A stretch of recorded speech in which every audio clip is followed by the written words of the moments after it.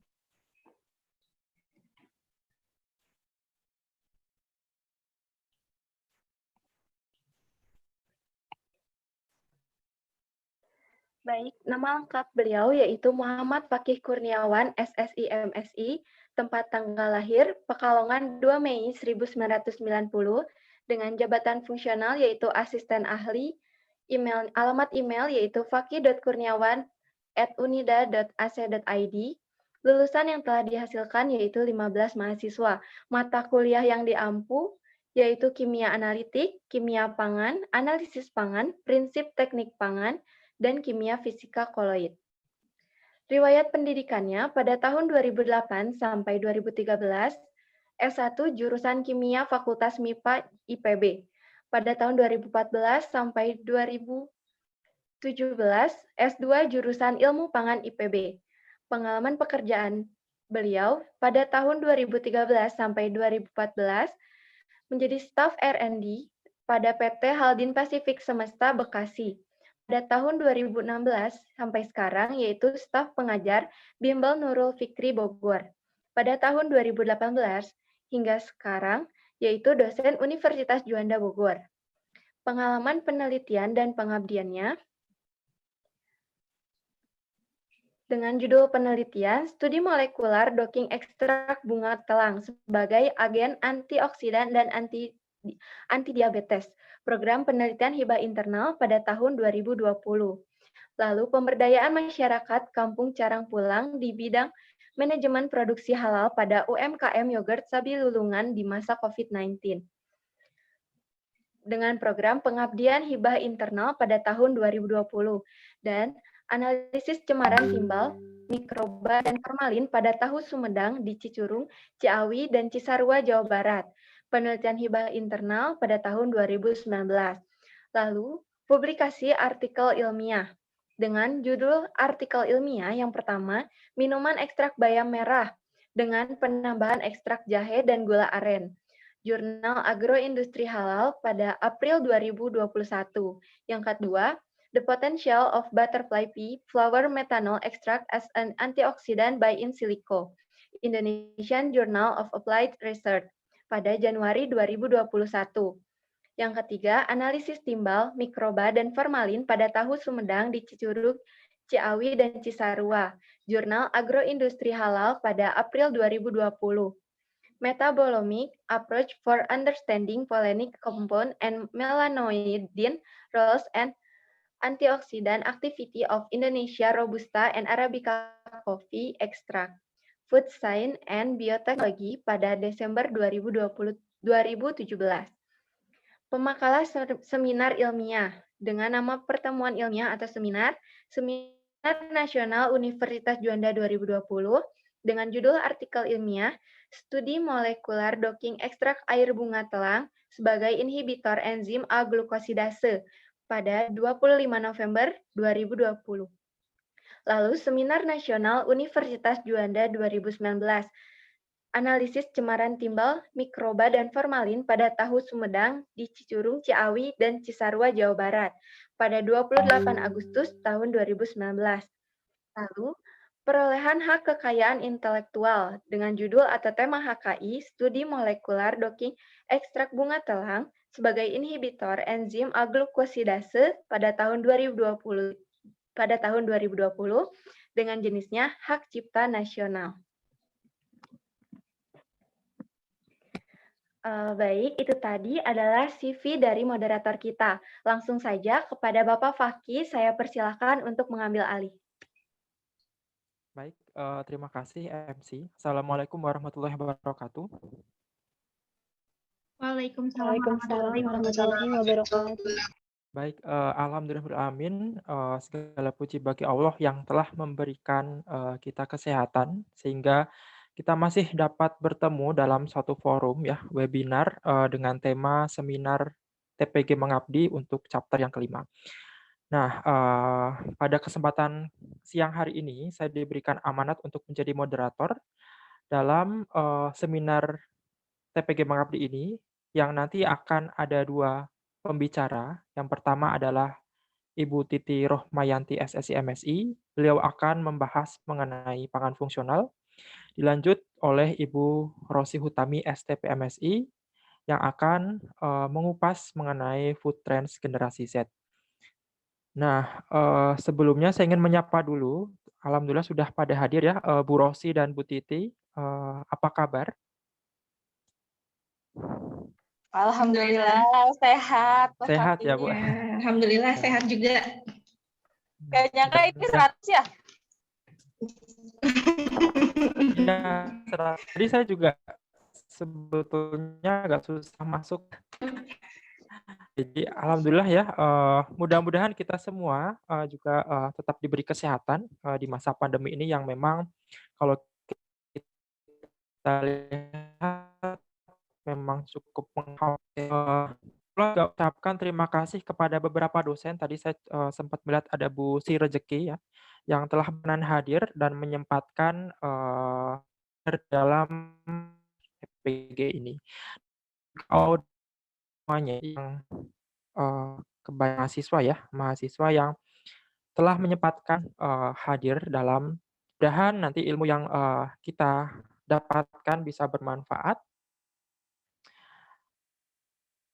Dan langsung saja untuk yang pertama, materi yang akan dibahas mengenai pangan fungsional yang akan dibawakan oleh Ibu Titi Rohmayanti.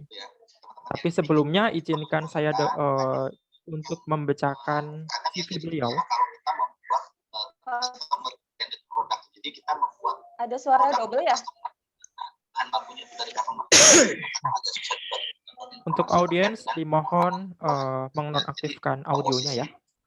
Itu yang kadang jadi kendala ya, karena beberapa perusahaan kadang ada yang konfidensial. Atau misal dari hostnya bisa dinonaktifkan sebentar. Fakih. Nah, sudah ya. Oke, sip. Baik, ini adalah CV beliau. Saya coba ingin membacakan dahulu. Pak Fakih, punten. Ya. Ini kalau di saya yang pertama ini Bu Oci ya? Atau gimana? Iya, betul, Bu Oci dulu. Oh, Bu Rosi dulu. Ya sudah. Pak, Bu Rosi dulu yang pertama. Bagaimana? Bu Rosi dulu. Oke. Enggak, siapa aja. Betul, ya. Oke, jadi yang pertama yang akan dibahas mengenai food trends generasi Z ya oleh Ibu Rosi Hutami STP MSI. Izinkan saya untuk membacakan CV beliau. Oke, nama lengkap Ibu Rosi Hutami STP MSI.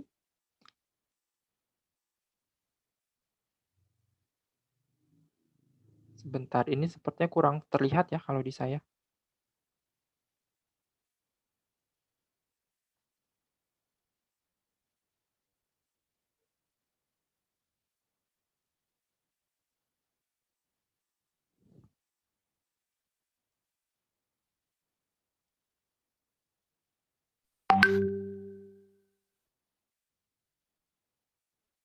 Mohon maaf sebentar, ini di saya tidak terlihat ya CV beliau. Mohon panitia, apakah Maksudnya terlihat? ngeblur ya, kurang fokus. Iya betul Pak. Iya, kurang ngeblur. fokus. Jadi saya Dari tidak bisa juga sama membaca. ngeblur.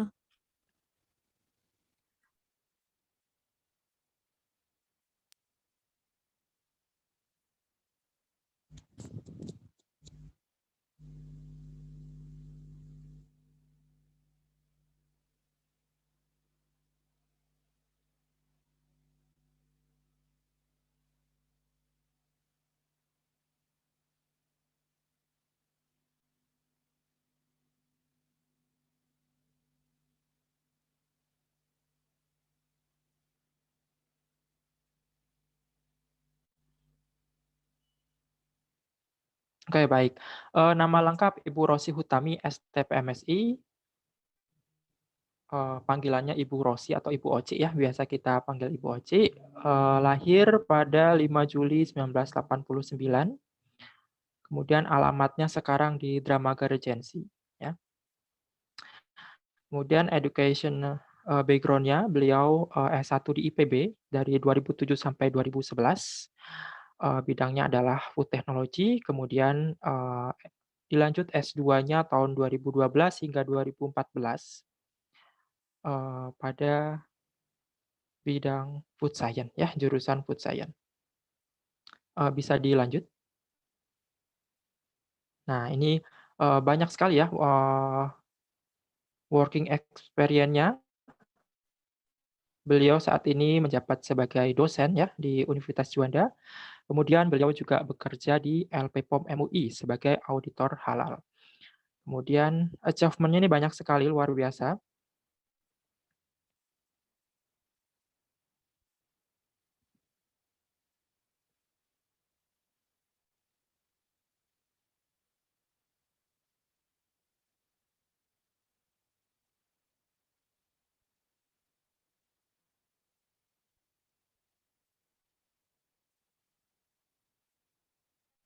Nah, ini beliau banyak sekali menerima penghargaan ya dari tahun 2009 hingga tahun sekarang ya 2018.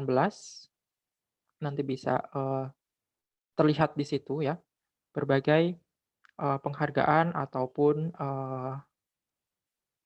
terutama dalam hal research ya, research beliau.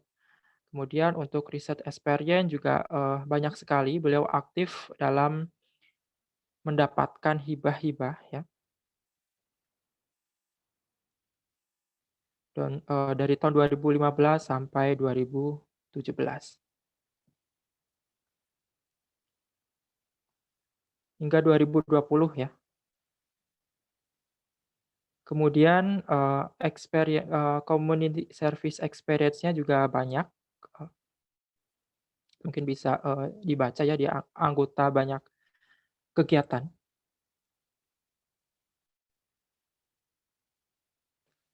Intinya luar biasa ya. Banyak sekali pengalaman yang telah beliau dapatkan dan mudah-mudahan masih senantiasa untuk mengembangkan keilmuannya ya. Oke, mungkin saya langsung saja ya, agar mempersingkat waktu. Ini publikasinya juga masih banyak sebetulnya.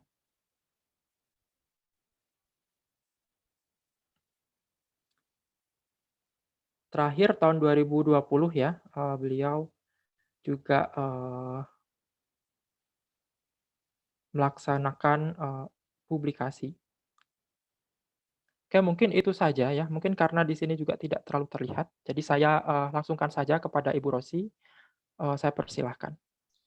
Baik, terima kasih banyak Pak Fakih. Mohon izin saya mulai. Bismillahirrahmanirrahim. Assalamualaikum warahmatullahi wabarakatuh. Waalaikumsalam warahmatullahi wabarakatuh. Alhamdulillahirabbil alamin. Allahumma sholli ala Muhammad wa ala ali Muhammad. Rabbi shrah li sadri wa yassir li amri wa hlul min lisani yafqahu qawli. Rabbi zidni ilman warzuqni fahman. Alhamdulillah, rekan-rekan sekalian, Bapak Ibu dosen Teknologi Pangan Universitas Juanda yang saya hormati, dan mungkin teman-teman atau Bapak Ibu dari kalangan umum ya yang tidak dapat saya sapa satu persatu. Kita bersyukur siang hari ini diberikan kesehatan dan kesempatan oleh Allah Subhanahu wa taala untuk dapat berkumpul di dalam forum ini, meskipun mungkin platformnya atau medianya masih online, tapi mudah-mudahan tidak mengurangi semangat kita gitu ya untuk senantiasa berbagi dan sharing apa-apa yang pernah kita tahu begitu ya, sehingga mudah-mudahan dapat memperkaya hasanah masing-masing dari kita. Tadi Pak Fakih sudah memperkenalkan saya secara singkat ya, mungkin saya adalah dosen di teknologi pangan dan siang hari ini mohon izin saya sekedar berbagi begitu ya, apa-apa yang sebenarnya orang lain sudah sampaikan di berbagai sumber, saya hanya tinggal meresumnya dan menyampaikannya dalam satu file begitu. Mohon izin panitia, saya akan share screen.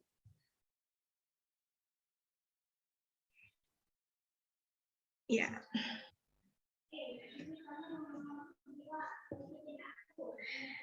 Mohon informasi apakah terlihat di layar rekan-rekan sekalian? Sudah, Ibu. Sudah. Sudah, Baik. Ibu. Baik. Ini adalah judul atau tema yang diamanahkan panitia ya mengenai tren pangan atau food trend di generasi Z ya, food trend in generation Z.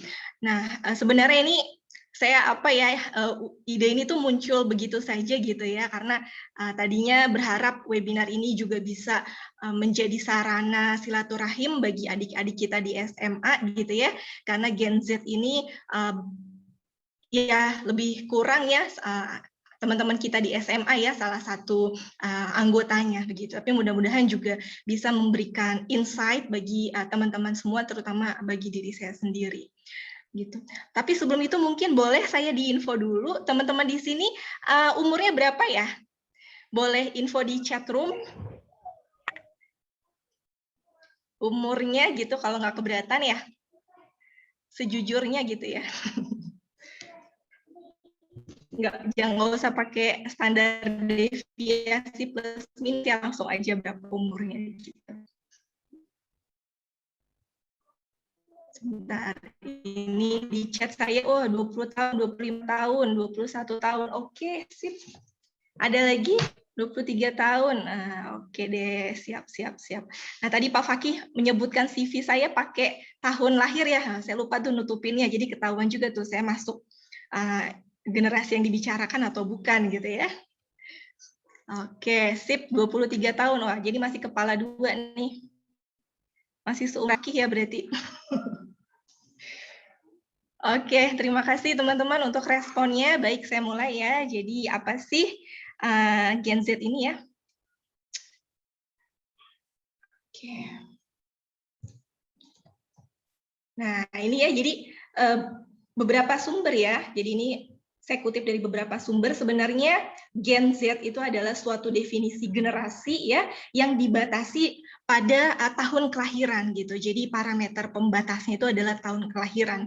Sebenarnya banyak referensi ya yang menyebutkan siapa itu Gen Z dan cukup beragam gitu. Akan tetapi yang lebih banyak dinyatakan di berbagai sumber itu adalah orang yang lahir antara tahun 1996 sampai dengan 2010 gitu.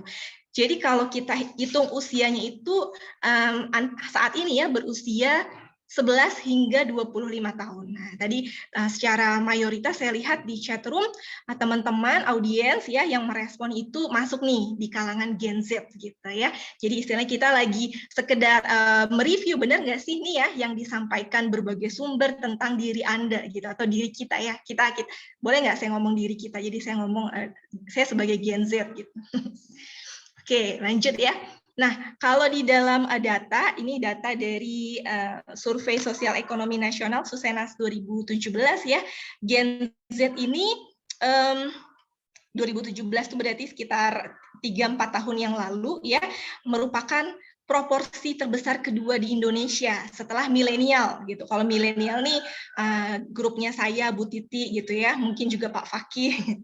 Ini masuknya ke milenial, mungkin Bu Erna gitu ya, masuknya ke milenial. Kita termasuk ke milenial, sedangkan yang lebih muda dari itu yang lahir 1996 sampai 2010 itu masuknya ke Gen Z gitu.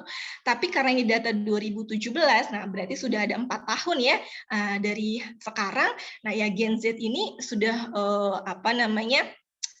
cukup bergeser gitu usianya. Tapi sebenarnya mereka dua ya antara milenial dan Gen Z ini memegang proporsi terbesar di Indonesia gitu ya dalam hal populasi, sehingga banyak faktor di masyarakat ya, faktor-faktor kehidupan gitu ya, juga dipengaruhi oleh banyak bagaimana Gen Z ini dan juga milenial ya menyikapi fenomena di dalam kehidupannya gitu.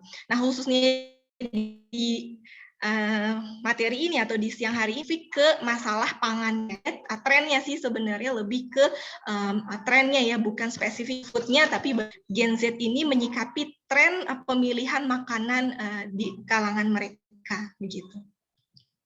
Baik, nah ini dikutip dari berbagai sumber ya, diantaranya Susana tahun 2012, karakteristik generasi Z adalah gaya yang cenderung selalu belajar untuk aktif gitu ya, sensing secara visual tuh Gen Z ini lebih mudah mendapatkan informasi yang disajikan dengan visualisasi yang menarik gitu ya, sehingga kalau anak-anak SD zaman sekarang gitu ya, itu kalau SD masuknya generasi alfa ya, mungkin generasi di atasnya SMA gitu. Nah, guru-gurunya itu berusaha menyampaikan materi se-visualize mungkin gitu ya, karena generasi Z ini sangat-sangat atraktif dengan sifat-sifat visual dari suatu informasi begitu.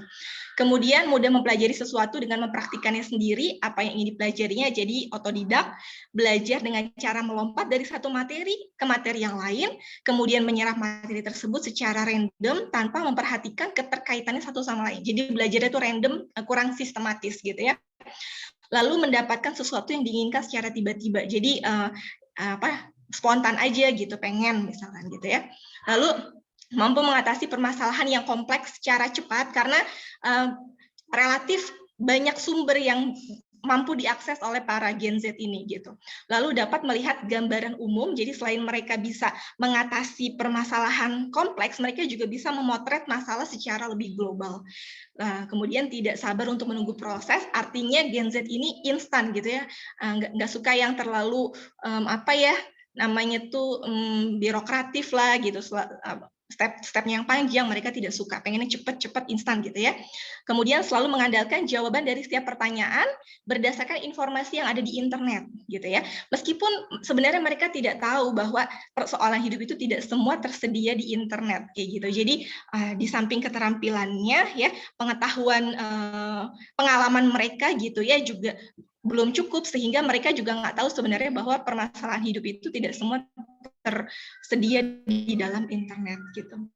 Kemudian ada definisi lain atau karakter lain yang disampaikan bahwa generasi Z ini serba bisa, lebih global, berpikiran lebih terbuka, lebih cepat terjun ke dunia kerja, lebih berjiwa wirausaha, dan tentu saja lebih ramah teknologi ya, karena ketika mereka kecil sampai dengan saat ini sudah familiar gitu ya dengan teknologi. Nah, di beberapa referensi disebutkan kalau Gen Z itu tingkat endurance-nya, ketahanannya bagus gitu, tapi juga bapernya bagus gitu. Baper banget juga, tapi tingkat ketahanan dia, tingkat memberikan solusi dalam suatu permasalahan juga bagus gitu. Tapi tidak saya sebutkan di sini. Nah, mungkin ini saya simplifikasi ya pakai simbol begitu. Apa saja sih faktor yang mempengaruhi tren pangan pada generasi Z ya? Sorry, ini generasi Z. Ada beberapa yang saya kutip ya, meskipun ternyata kalau kita cari di sumber gitu ya, cukup beragam. Tapi secara umum saya potret seperti ini ya. Yang pertama adalah sosial media. Yang kedua adalah faktor yang mempengaruhi ya. Mereka itu cenderung mengorder makanan gitu ya melalui aplikasi online begitu.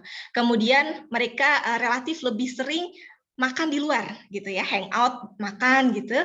Kemudian relatif lebih suka gitu ya memoto makanannya dan mempostingnya di media sosial gitu. Kemudian juga hobi ngemil dan terancam gitu ya, lebih besar mengalami FOMO. Apa itu FOMO? Ya mudah-mudahan saya rasa teman-teman juga sudah banyak tahu ya tentang FOMO ini. Nanti kita coba kupas lebih lanjut ya. Jadi ada berapa ini? Ada sekitar 5 ya, 6 kita bahas ya. Oke, pertama media sosial. Mungkin ini kita sharing aja, saya juga nggak terlalu banyak bikin materinya. Nah, media sosial ini ternyata sangat mempengaruhi gitu ya tren makan dari para Gen Z ini gitu. Jadi apa yang lagi tren di media sosial itu menjadi referensi para Gen Z ini untuk memilih menunya gitu. Entah mereka suka ataupun tidak suka, ya mereka pengen aja gitu ya berdasarkan informasi yang mereka terima di media sosial. Karena begitu lekatnya Gen Z ini terhadap media sosial, jadi info-info yang mereka dapatkan di media sosial ya secara tidak terpisah juga mempengaruhi keseharian mereka, termasuk pemilihan menu mereka begitu. Nah, coba ini saya mau tanya nih, ada yang tahu nggak ini siapa nih? Jerome, Bu. Siapa tuh? Jeromi. Yang pertama jawab siapa tuh? Siapa tadi yang pertama tuh? Oke, Karina. Oke, ya. Saya kurang jelas, mungkin nanti bisa kita ini Pak Ibu Panitia atau Bapak Panitia boleh dicatat ya. Oke, terima kasih. Tapi kan dia agak gendutan di sini ya. Oke, nah kita lanjut. Thank you ya. Terima kasih kuisnya sudah dijawab. Lalu yang kedua tadi selain dipengaruhi oleh media sosial, yang kedua bahwa para Gen Z ini cenderung berbelanja makanan dan minuman itu secara online. Betul nggak teman-teman? Betul. Nah, betul ya. Nah, ini dilihat dari salah satu sumber sih ya, jadi mungkin banyak tapi saya kutip satu saja nih dari Simangunsong 2018 ya, bahwa pelanggan Gen Z di Indonesia memiliki kecenderungan kuat untuk berbelanja online gitu ya, dan mereka menunjukkan perilaku khusus terutama saat berbelanja pakaian, makanan, dan minuman. Jadi berbelanja online di sini ya artinya kalau makanan ya pakai kalau kita bicara platform GoFood, GrabFood, ShopeeFood gitu ya, atau kalau misalkan yang sifatnya retail pakai Shopee aja gitu, Shopee yang reguler kayak gitu. Jadi intinya belanja ini lebih banyak ya secara online gitu, meskipun juga tidak meninggalkan yang offline. Nah, apalagi di era pandemi saat ini ya online ini sangat-sangat diminati begitu. Nah, apalagi kalau misalkan yang jualan si Mas ini gitu ya, nah, paling pasti udah sering banget di order gitu.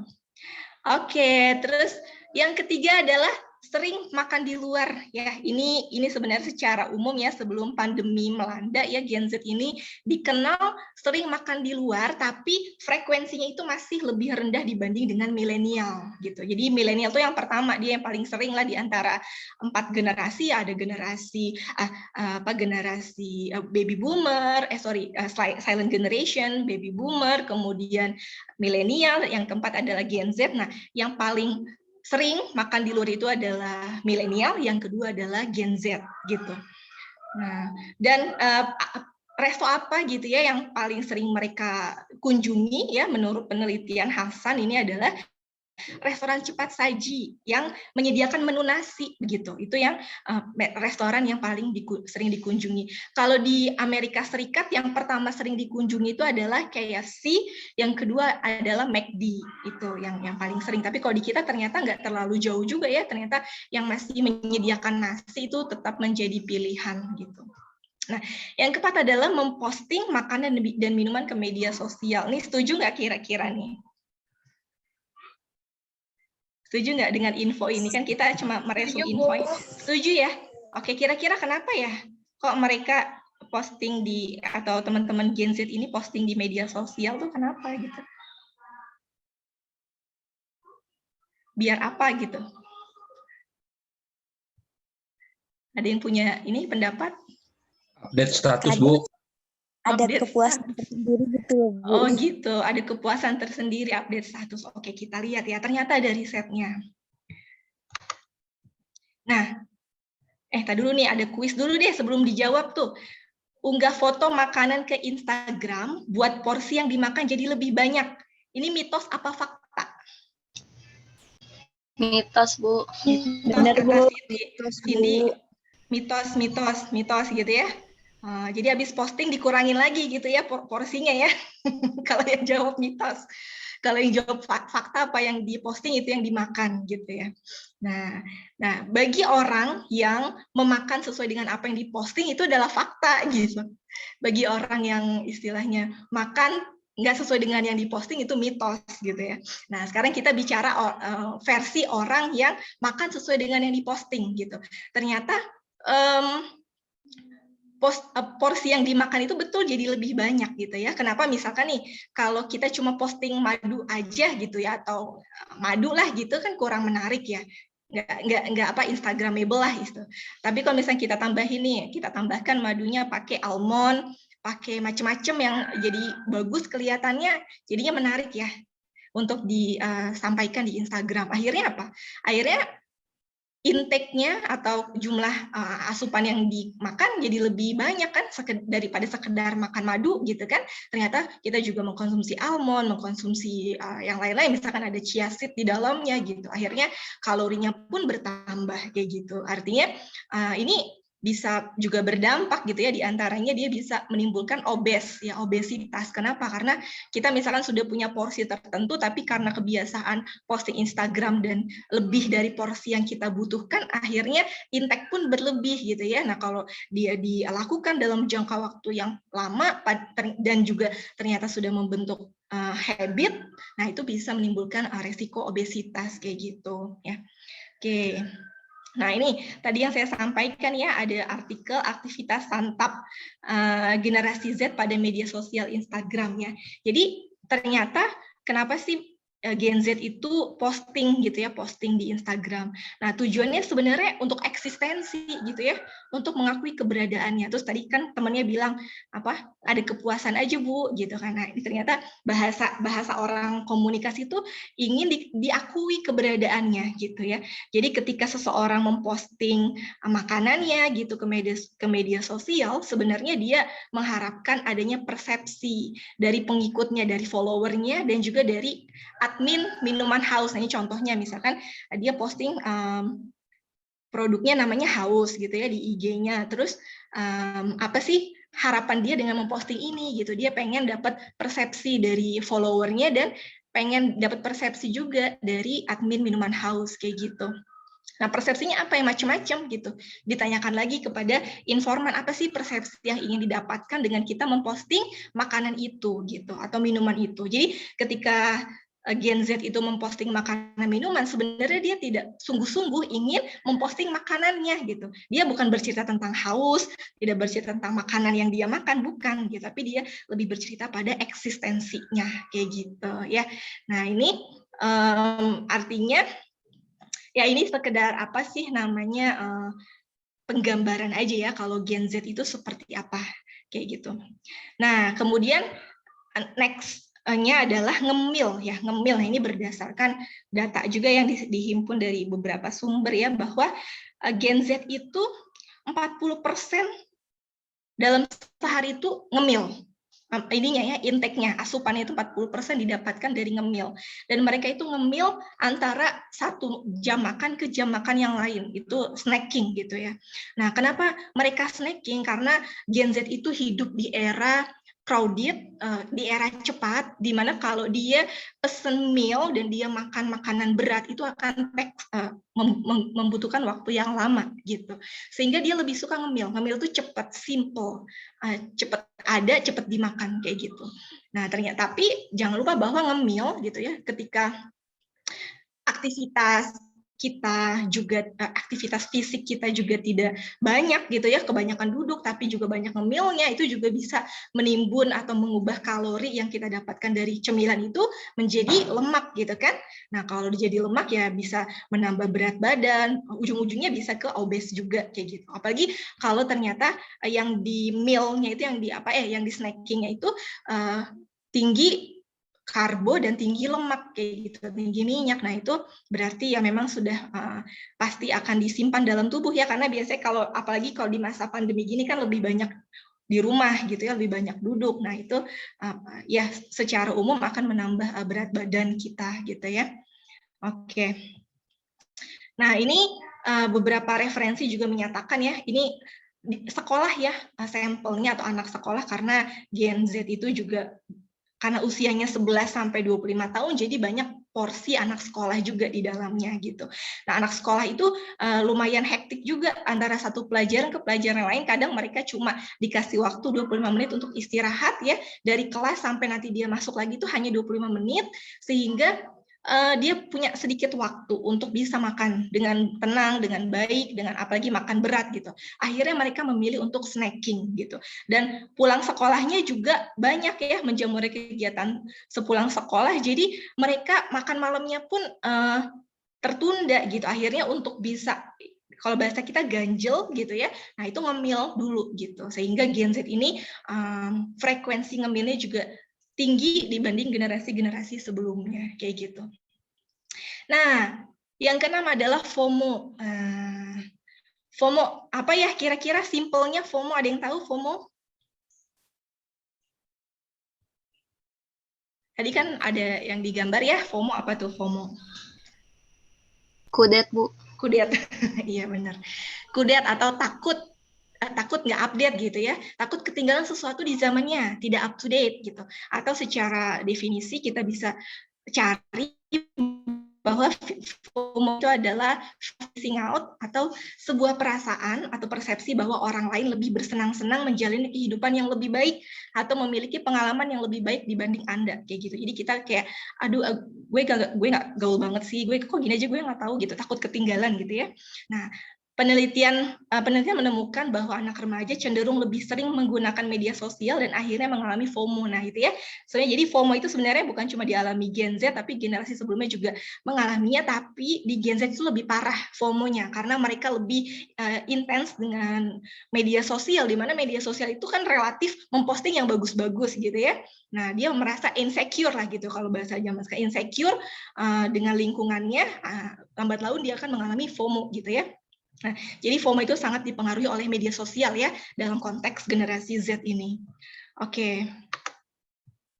Nah, dampak FOMO ternyata juga terkait nih dengan food waste gitu.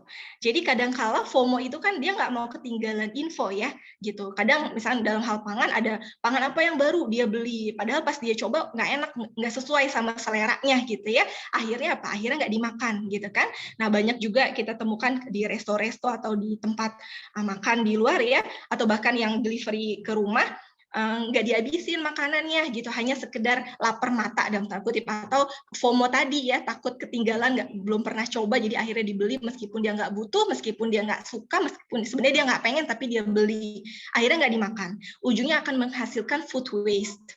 Jadi fenomena food waste di kalangan Gen Z itu juga tinggi gitu ya, karena tadi ada fenomena FOMO gitu. Nah ini harus kita tekan seminimal mungkin ya, karena kalau di dalam Islam ya sangat dilarang ya kita mubazir gitu ya, karena mubazir itu adalah bagian, atau orang-orang yang mubazir itu adalah saudara-saudaranya setan gitu. Nah di sisi lain betapa banyak ya saudara-saudara kita di berbagai belahan dunia yang di saat yang sama itu kekurangan makanan gitu ya. Nah, sehingga sangat tidak layak kita begitu ya, orang-orang yang berpendidikan, berpengetahuan, dan diberi kecukupan rezeki oleh Yang Maha Kuasa untuk membuang-buang rezeki. Nah, itu bisa kita kurangi ya mulai dari sekarang food waste ini. Jadi, beli apa yang kita butuhkan gitu ya, jangan terpengaruh dengan FOMO, dan usahakan memakan apa yang sudah ada di depan piring kita gitu. Jadi, ambil sesuai dengan porsi kita, jangan berlebihan kayak gitu, dan habiskan apa yang sudah kita ambil gitu ya, itu untuk mengurangi food waste. Oke, nah ini juga salah satu cara ya untuk mengurangi waste, bukan hanya food tapi waste lainnya, kemasannya, terutama kita menggunakan yang sifatnya reusable gitu ya. Jadi Gen Z ini karena proporsinya besar ya, dan well educated saya rasa ya, karena banyak informasi yang kalian bisa input ya, seharusnya kita juga lebih aware terhadap lingkungan, jadi kita bisa menggunakan bahan-bahan yang sifatnya reusable. Jadi kalau jajan ya, lagi pengen jajan di luar gitu, nggak usah minta sedotan plastiknya, tapi kita bawa sedotan stainless, kantong belanja nggak usah pakai plastik, kita bawa kantong belanja sendiri, dan seterusnya gitu. Oke, quiz next. Menurut kamu faktor apa yang paling mempengaruhi fenomena ini? Idolnya, Bu. Idolnya. Idolnya. Idolnya. CS-nya. Iya. Itu yang jawab Army pasti. Iya, Bu. Selain itu apa coba? FOMO-nya. Di antara faktor-faktor yang tadi. FOMO-nya. Benar, FOMO ya. FOMO sebenarnya, FOMO. Jadi takut kalau gue Army, masa gue nggak punya kan gitu. Padahal sebenarnya ya apa sih gitu kan. Nah, kalau saya sih bukan Army ya, saya cuma nonton doang gitu. Tapi kalau dipikir-pikir apa gitu ya, kelebihannya gitu, paling ya disimpan, tapi suatu saat kalian juga akan bosen gitu dengan ini kayak gitu ya. Nah, ini ya betul ya FOMO. Imbauan McD Indonesia soal BTS meal agar Army tak FOMO gitu. Jadi dia kata kuncinya adalah FOMO tadi gitu ya. Karena ternyata FOMO itu banyak ya impact-nya terhadap kehidupan kita gitu. Jadi kalau misalnya punya duit ini, nggak tahu kan harganya mahal banget ya ini. Nah, mendingan kita bisa spend buat yang lain yang lebih urgent dan bermanfaat gitu ceritanya. Oke, nah sementara kalau di negara maju Gen Z-nya itu ya sedikit berbeda dengan yang tadi saya ulas ya. Mereka sudah lebih go green, lebih menyukai makanan yang banyak mengandung buah dan sayur gitu, dan bahkan ke arah vegetarian kayak gitu. Dan mereka relatif lebih suka mengkonsumsi makanan yang tersedia di rumah. Kayak gitu di Australia, di Amerika ya, di UK seperti itu trennya. Kalau di kita kan masih relatif lebih banyak order gitu ya dari aplikasi kayak gitu. Nah ini kalau Gen Z yang di luar seperti itu, kenapa? Karena mereka tadi semakin banyak akses keluar, jadi mereka semakin banyak informasi yang mereka dapatkan. Dan orang Barat yang generasi Z-nya juga lebih less alkohol dibanding generasi-generasi sebelumnya kayak gitu. Karena pemahaman mereka jauh lebih baik tentang kesehatan kayak gitu. Oke, jadi ini ya, jadi lebih banyak mengkonsumsi makan sayur dan buah dibandingkan dengan milenial kalau di luar ya, yang Gen Z. Kemudian jenis makanan yang diminati Gen Z, nah ini saya ambil dari referensi luar negeri karena di kita belum ada risetnya tentang jenis makanan apa yang diminati oleh Gen Z ya. Nah, ini ada street food, chicken, plant-based food, fermented food, snack, pizza, dan bowls ya. Nah kayak gitu sih ini. Oke, kemudian bagaimana dengan kecenderungan generasi Z terhadap pangan fungsional gitu kan? Nanti insya Allah nih lebih banyak oleh Bu Titi ya dibahasnya. Nah ini sekedar opening saja ya supaya nanti nyambung ke materinya Bu Titi, bahwa ini tapi milenial ya, tidak spesifik ke Gen Z-nya, bahwa mereka nih kalau punya banyak uang, mereka akan membeli functional food itu sebanyak 97%, jawaban ya. Jawaban ya untuk membeli functional food.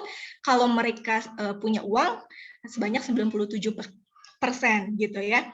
Kemudian kalau mereka punya atau lagi sakit gitu ya, mereka lagi sakit, apakah mereka membeli pangan fungsional?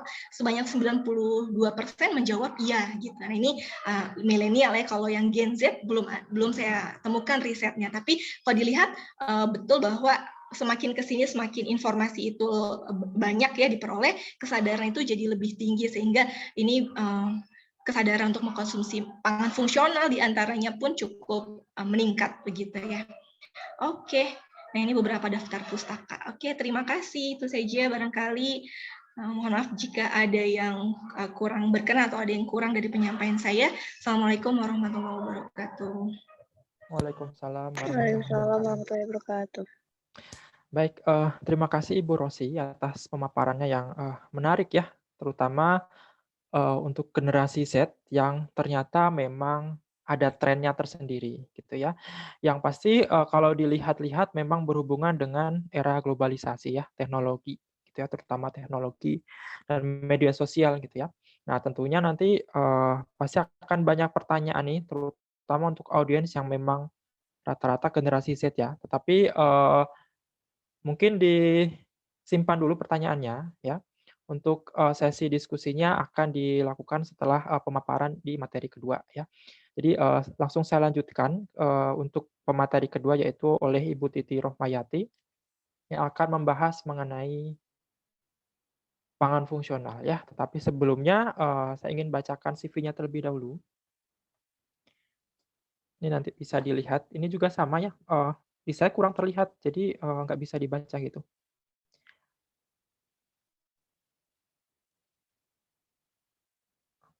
Bagaimana panitia?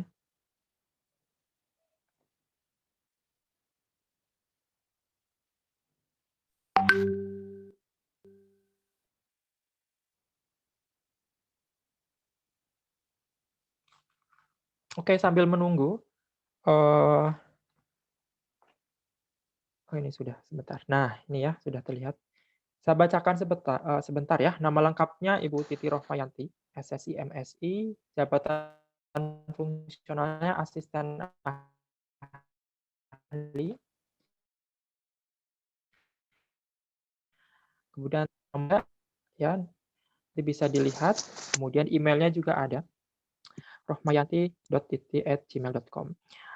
Kemudian beliau telah meluluskan sebanyak 35 mahasiswa.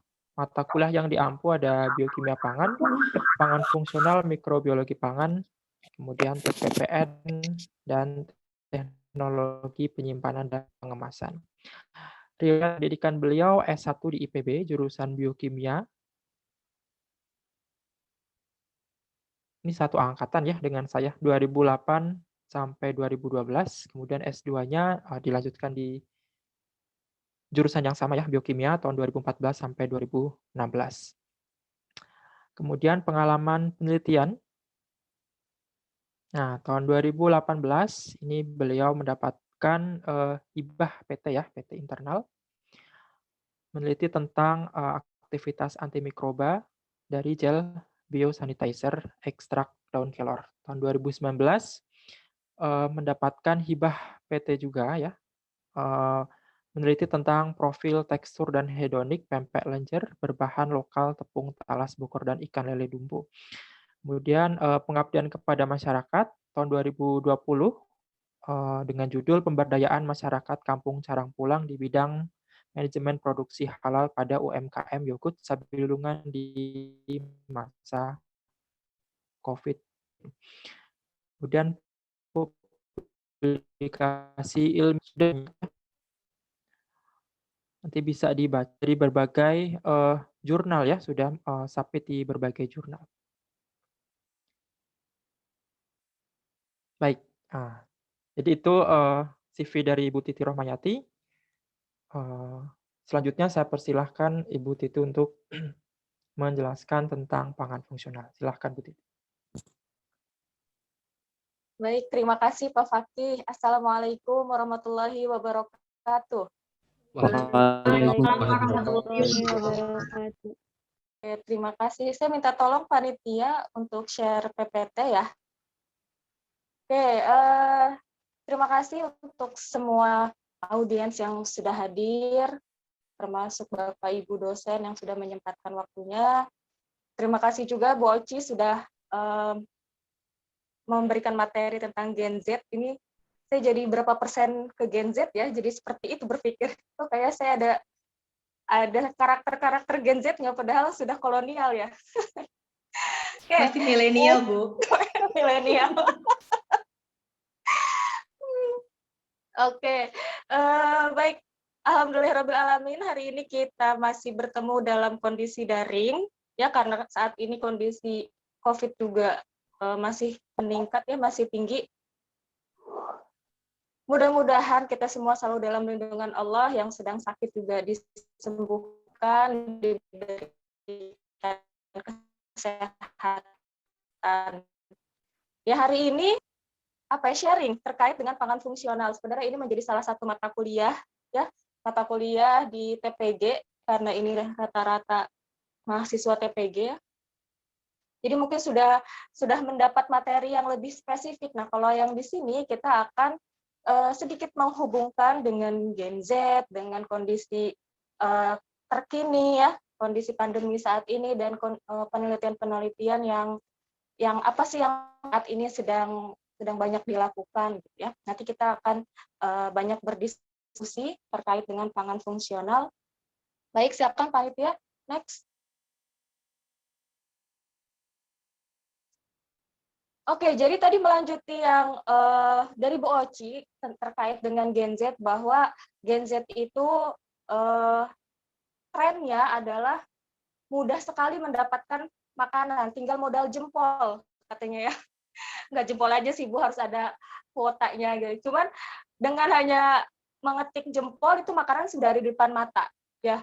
Kalau dulu mungkin waktu saya kuliah tuh harus keliling dulu tuh milih makanan yang cocok gitu ya, harus jalan gitu. Kalau sekarang sambil rebahan aja udah kita bisa menemukan makanan-makanan yang kita inginkan. Itu luar biasanya zaman sekarang gitu, aplikasi sedang berkembang pesat sehingga makanan itu sangat mudah didapat ya, ketertarikannya juga sangat tinggi. Nah, bahkan yang kemarin viral itu ya, BTS Meal ini bukan makanannya tapi aplikasinya yang luar biasa ini, sampai ojol-ojol itu mengantri, bahkan sampai McD-nya saja ditutup. Itu luar biasa sekali efek dari aplikasi saat ini ya. Oke, terus kondisi sekarang juga ada permasalahan di masyarakat bahwa konsumen atau masyarakat menginginkan suatu makanan yang bukan hanya enak dan bernutrisi saja, gitu ya. Karena saat ini sedang dihadapkan pada kondisi penyakit yang memang membutuhkan makanan yang lebih unggul, pangan yang lebih unggul, bukan hanya bernutrisi dan enak dipandang, enak dirasa dari segi sensori atau dari segi organoleptik itu enak gitu, bukan hanya itu saja gitu ya. Sekarang permintaan masyarakat itu berkembang menjadi menginginkan suatu pangan yang memiliki nilai fisiologis gitu ya. Itu sehingga diharapkan saat ini pangan, khususnya pangan itu menjadi suatu solusi ya, menjadi sebuah penyelesaian masalah di tengah-tengah masyarakat gitu ya. Karena masyarakat sekarang meminta suatu atau sudah menuju ke arah memikirkan terkait dengan masa depan makanan yang bisa memberikan efek fungsional gitu. Nah, sehingga apa kira-kira pangan fungsional itu? Silakan next. Nah, ini saya mengutip, sebenarnya definisi pangan fungsional itu banyak sekali, bahkan sampai saat ini tuh masih berubah-berubah. Ya, masih berubah-berubah definisi pangan menurut BPOM, menurut Netherlands, dan ini saya ambil berdasarkan ini saya lihat dari ini dari FUFOSE ya, yang berkoordinasi dengan ILSI, bahwa produk pangan itu dapat dikatakan fungsional jika dia memiliki efek dari based on gizi ya, dampak gizi dasarnya itu memberikan efek yang menguntungkan pada satu atau lebih fungsi tubuh manusia. Nah, sehingga dia bisa meningkatkan kondisi fisik dan mengurangi resiko timbulnya penyakit. Nah, itu ya. Jadi di FUVOSE ini memang lebih rinci. Nah, tetapi jumlah asupan dan bentuk makanan fungsional itu harus seperti yang diharapkan untuk tujuan kesehatan. Tidak boleh menimbulkan suatu penyakit. Dan bentuknya harus seperti memang makanan. Bukan berbentuk tablet, bukan berbentuk pil. Gitu ya, karena kalau sudah tablet nanti jatuhnya ke obat. Nah, pangan fungsional ini memang seperti kita makan biasa. Dia bentuknya memang pangan alami atau pangan olahan. Ya. Nah, ini adalah gambar produk Jepang. Ini saya menyoroti bahwa ini adalah logo pangan fungsional di Jepang, namanya Hoshu, karena memang pangan fungsional itu sangat berkembang di Jepang ya. Kalau awal-awal itu orang Jepang itu sebenarnya punya masalah dengan kesehatan. Jadi dulu itu orang Jepang sangat susah sekali ke belakang.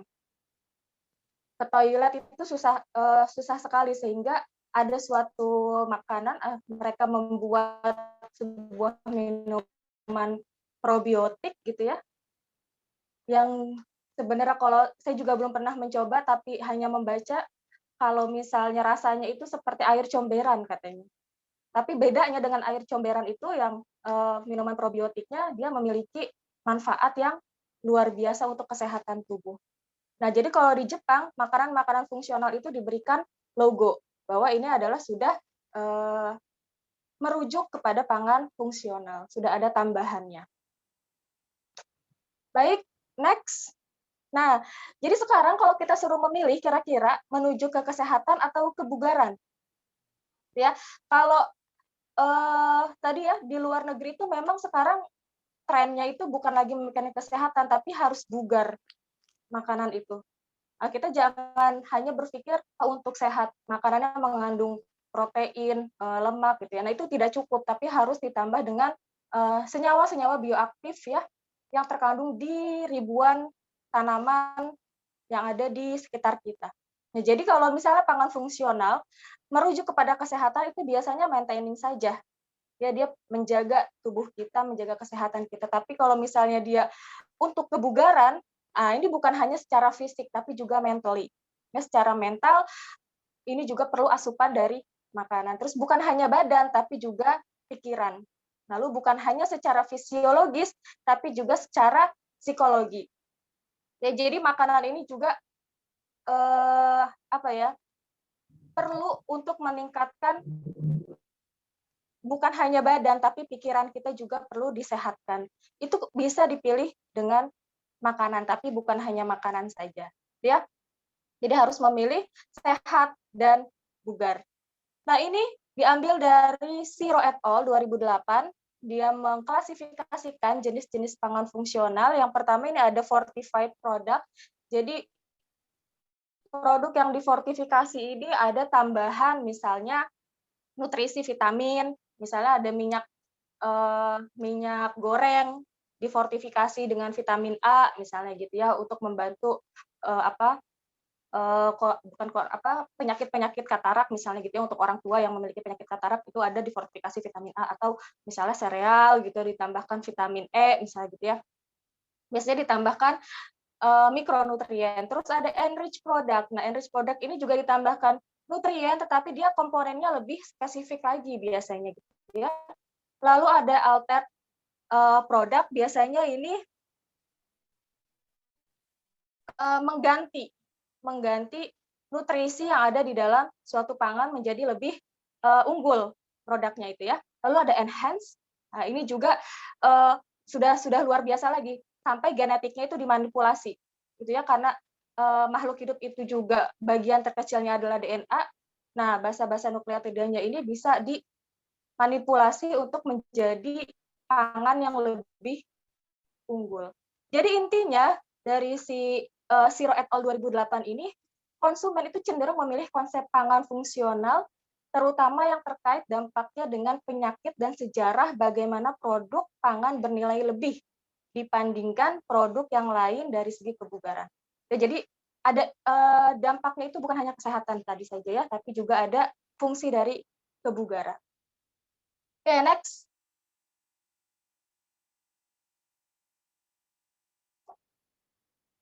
Next. Nah, ini beruntungnya kita ada di Indonesia gitu ya. Indonesia ini beragam sekali makanannya ya. Berbagai suku, bangsa ya. Indonesia ini kaya kan budaya kuliner. Kita tidak kehabisan makanan gitu ya. Kita tidak kehabisan pangan fungsional, dan di Indonesia juga punya 17.000 pulau, 1.000 suku bangsa, 3.000 spesies binatang, dan 47.000 spesies tumbuhan yang sebenarnya kita itu dikaruniai oleh Allah itu keberlimpahan gitu ya.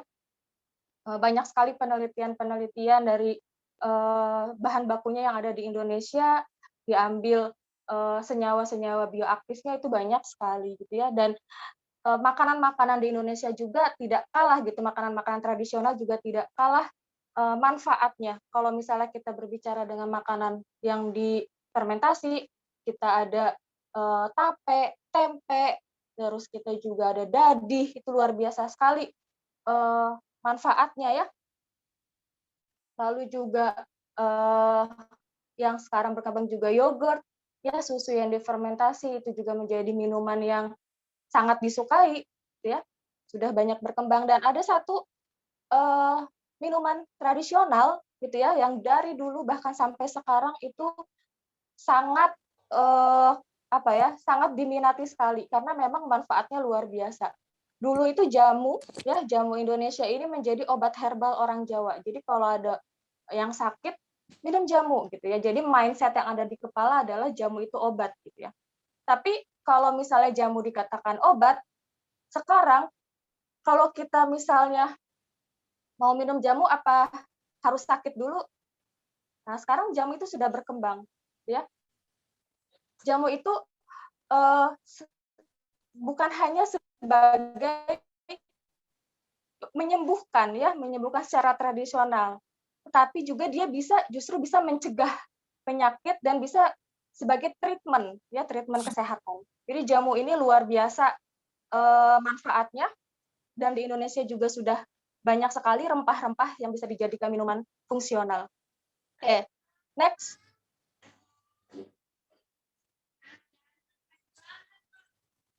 Nah, ini adalah peran jamu atau kalau misalnya dari segi penyembuhan, jamu ini sudah banyak sekali penelitiannya, bisa dengan bisa menyembuhkan asam urat ya, treatment ya, jatuhnya treatment untuk asam urat, diabetes, radang tenggorokan, batuk, rematik ya, dan lain sebagainya. Ini sudah banyak penelitiannya dan memelihara kesehatan dan kecantikan. Ada Gallian Singset ya, ada untuk anti-aging, antioksidan sebagai anti bau badan gitu ya. Banyak sekali jamu yang dimanfaatkan di dalam bidang kecantikan. Mengontrol nafsu makan, meningkatkan kualitas seksual juga ini ada gitu ya, jamu-jamu di Indonesia manfaatnya juga bisa seperti ini. Next. Nah, ini perkembangan jamu. Kalau misalnya kita lihat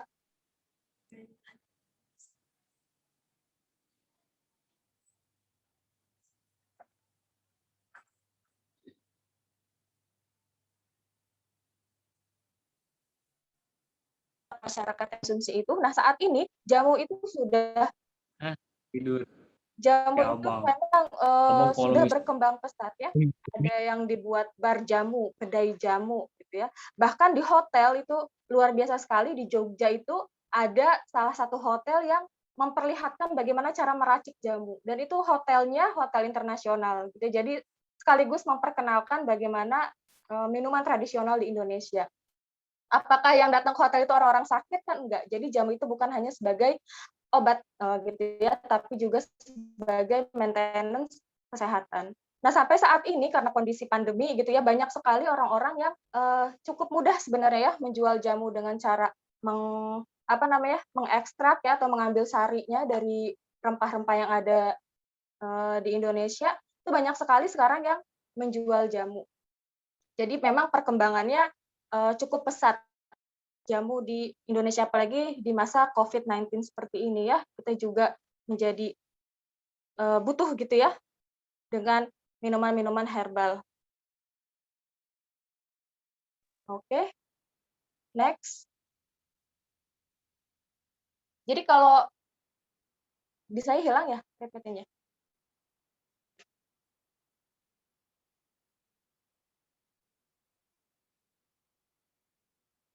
Halo? Panitia?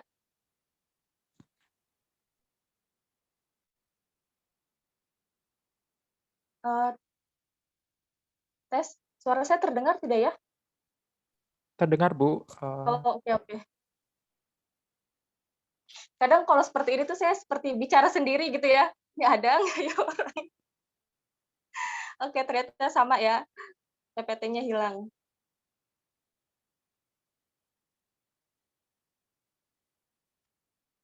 Oke, jadi itu tadi sebenarnya kondisi pangan fungsional. Nah, ini sebenarnya ada apa sih di pangan fungsional itu sampai masyarakat itu menginginkan suatu makanan yang unggul gitu ya, yang tidak hanya bernutrisi, yang tidak hanya enak gitu ya, tapi memiliki fungsi untuk organ-organ tubuh kita gitu ya. Nah, di dalam pangan fungsional itu ada komponen bioaktif. Nah, jadi ada seperti vitamin, mineral gitu ya.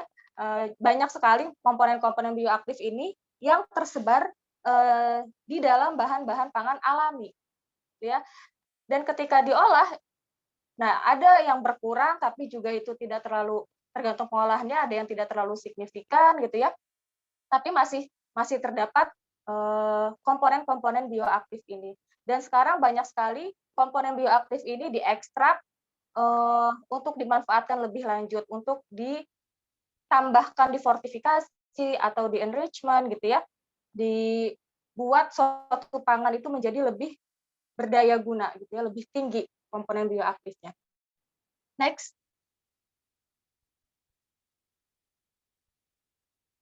Nah, jadi ini ya. Jadi sebenarnya pangan fungsional itu sangat menarik gitu ya. Jadi pangan fungsional itu memang base-nya itu makanan, tapi bukan hanya sekedar makanan gitu ya. Tapi dia juga bukan ke arah obat. Jadi kalau misalnya orang-orang medis itu kan orang apa ya, kalau misalnya disuruh memilih mungkin lebih banyak mengurusi orang yang sehat. Nah, teknologi pangan ini sebenarnya mengurusi orang-orang yang sehat gitu ya. Orang-orang sehat yang mencegah untuk sakit gitu ya. Sehingga ini potensinya sungguh sangat besar. Karena dia ada di pertengahan antara dia makanan tetapi dia memiliki nilai lebih seperti obat. Makanya pangan fungsional ini bisa dihargai lebih mahal. Karena dia memiliki fungsional yang sangat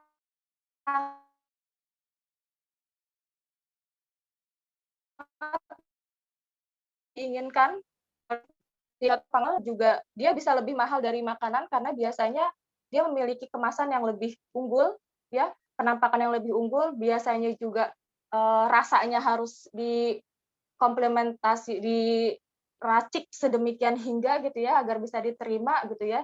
Di samping nutrisinya atau komponen bioaktifnya juga ditambahkan. Oke. Next. Nah, ini ada beberapa penelitian yang sekarang itu sedang berkembang, jadi banyak sekali penelitian-penelitian pangan fungsional ke arah antioksidan, ya. Jadi memang tubuh kita ini sebenarnya di dalam tubuh kita juga sudah ada antioksidan endogen, gitu ya. Jadi ketika ada radikal bebas yang memang dia mudah sekali berikatan dengan elektron yang lain gitu ya, sebenarnya tubuh kita ini mampu menangkal itu, tetapi apakah aktivitas kita yang begitu banyak gitu ya, atau misalnya kita terlalu banyak mengonsumsi produk-produk yang kurang sehat itu juga bisa menambah radikal bebas ke dalam tubuh kita, atau misalnya kita juga mengalami stres gitu ya, itu juga bisa menambah radikal bebas di dalam tubuh kita, sehingga antioksidan yang ada di dalam tubuh kita sebenarnya tidak sanggup untuk menangkal berbagai macam asupan radikal bebas itu gitu ya, sehingga kita perlu menambah antioksidan dari luar. Nah, ini banyak sekali penelitian, bahkan di mahasiswa Unida juga, terutama di TPG itu juga banyak sekali yang ke arah antioksidan gitu ya. Ada yang menggunakan teh-teh herbal gitu ya, dari daun stevia, dari rosella, ya, dari rempah-rempah temu mangga, temu lawak, terus jahe, itu banyak sekali mahasiswa TPG yang meneliti tentang ini gitu ya, karena memang antioksidan ini bisa meningkatkan imunitas dalam tubuh, karena memang kalau radikal bebas itu salah berikatan dengan bukan dengan antioksidan, tapi dia bisa berikatan dengan misalnya DNA kah, atau dengan yang lain, dengan sel-sel lain, nanti selnya itu bisa menjadi rusak. Tapi kalau misalnya dia berikatan dengan antioksidan, nah otomatis selnya juga bisa terjaga gitu ya, dan imun kita juga bisa menjadi lebih kuat. Nah, antioksidan juga bisa menangkal penyakit-penyakit seperti diabetes mellitus gitu ya. Karena memang diabetes mellitus ini punya efek ada proses autooksidasi gitu ya. Sehingga perlu radikal bebas itu diikat oleh antioksidan gitu. Sehingga nanti sel-sel yang ada di seperti misalnya sel pankreas gitu ya di dalam tubuh kita ini tidak tidak terlalu sulit gitu ya untuk menghasilkan insulin, sehingga diabetes mellitus ini juga bisa bukan disembuhkan, di treatment gitu ya. Oke, nah ini adalah contoh-contoh dari minuman antioksidan. Oke, jadi ini masih terkait dengan jamu. Kalau di India itu ada Ayurveda, di Cina itu ada traditional Chinese medicine. Jadi kalau misalnya kita mencari jurnal-jurnal internasional, itu banyak sekali rempah-rempah dari India dan dari Cina yang sudah berkembang secara internasional. Jadi jamu itu sekarang sudah bisa diterima gitu ya. Publikasi terkait dengan rempah yang ada di Indonesia itu sudah luar biasa gitu ya. Banyak sekali manfaatnya untuk meningkatkan daya tahan tubuh dan pikiran. Oke, next. Nah, ini ada penemuan baru. Jadi ada fitosterol dengan esterifikasi. Jadi di dalam teh hijau, biasanya teh-teh herbal. Di dalam teh-teh herbal itu dia punya, ini bisa next ya. Ada yang namanya katekin, atau namanya EGCG. Nah, EGCG ini kalau di dalam penelitian terbaru, kalau misalnya dia bisa masuk ke dalam mitokondria, ini bisa langsung meningkatkan antioksidan di dalam tubuh kita, gitu ya. Tapi memang EGCG ini juga harus dibuat sekecil mungkin polaritasnya, sehingga dia bisa masuk ke mitokondria yang memang lipid, dasarnya itu adalah lipid. Tapi yang sekarang perlu dipertimbangkan memang dari penelitian ini adalah apakah memang betul EGCG itu masuk ke dalam mitokondria. Karena sampai sekarang penelitian itu masih sekedar in vitro gitu, belum sampai in vivo, sehingga belum bisa diklaim secara klinis gitu ya. Nah, penelitian-penelitian lain juga seperti misalnya multi-target gitu ya. Kita harus, jadi pangan fungsional ini tidak seperti obat yang targetnya hanya satu. Misalnya kita sakit diare, kita minum obat untuk menurunkan gerak peristaltik usus gitu ya. Jadi cepat keluarnya. Sangat targeted kerja obat itu. Tapi kalau pangan fungsional itu ya seperti obat. Bukan seperti obat, ya seperti makanan, ya seperti makan biasa. Jadi yang kita makan itu bukan hanya satu kandungan saja, banyak kandungan yang ada di dalam pangan fungsional, sehingga ketika kita makan pangan yang mengandung fungsional itu bukan hanya satu target, tapi banyak target multi target gitu ya. Nah, ini juga sedang dikembangkan nanoteknologi ya, banyak, jadi ukurannya dibuat nano, tapi ya lagi-lagi apakah betul gitu ya, ketika sudah dibuat ukuran nano itu bisa sampai menembus sel di dalam tubuh kita gitu ya. Ini juga banyak sekali seharusnya, karena pangan fungsional itu harus dibuktikan secara ilmiah gitu ya. Tidak bisa hanya diklaim, harus ada bukti sainsnya. Nah, yang banyak penelitian juga metabolomik, nitrogenomik, proteomik yang berakhir omik-omik ya, yang menggunakan alat-alat komputasi, itu juga sedang menarik perhatian di dunia pangan ya, secara molekuler itu sedang dilihat untuk meningkatkan keunggulan pangan ya, sehingga bisa lebih mempertahankan kesehatan tubuh. Oke. Next.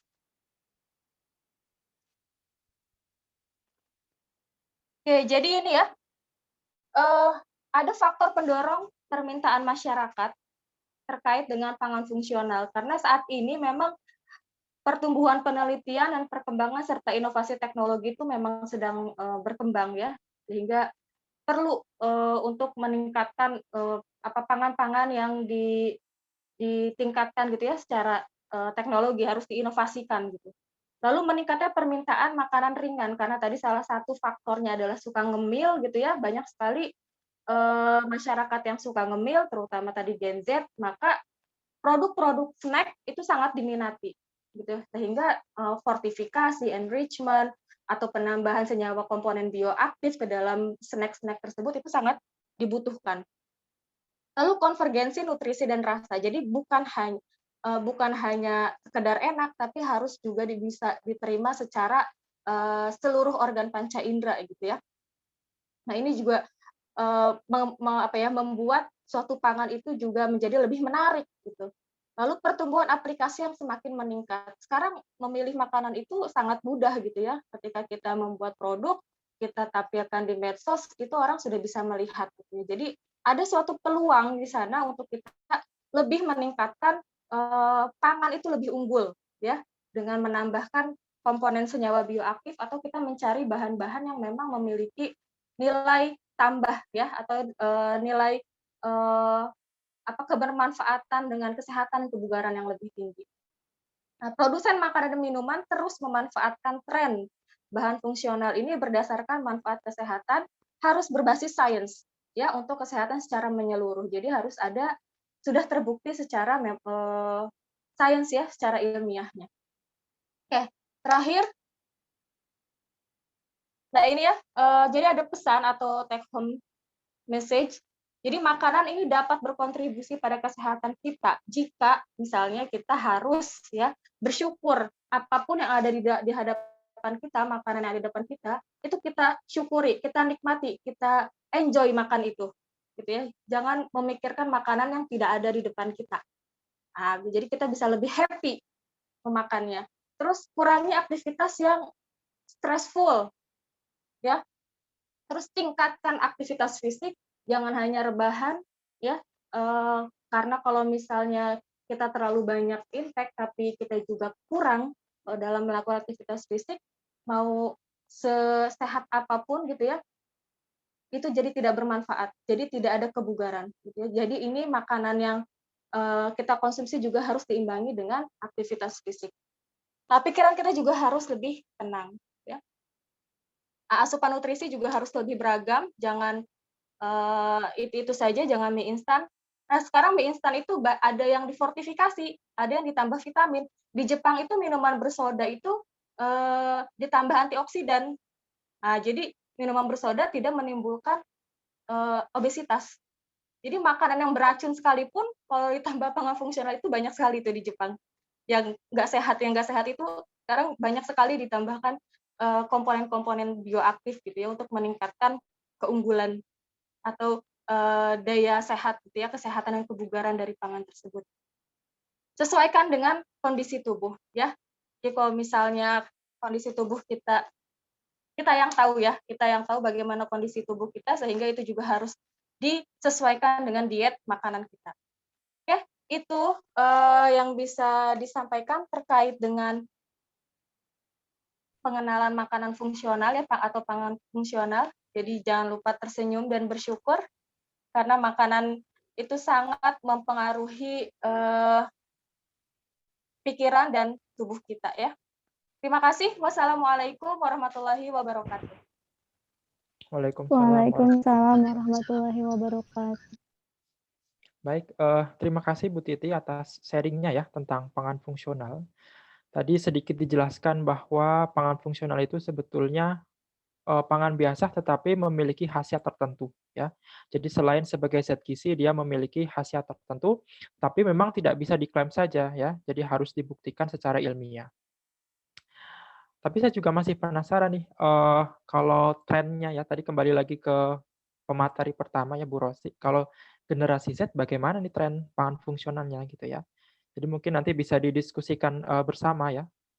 Jadi, saya buka saja, untuk sesi diskusinya, untuk termin pertama ada 3 penanya, silahkan aktifkan, audionya, sebutkan namanya, gitu ya.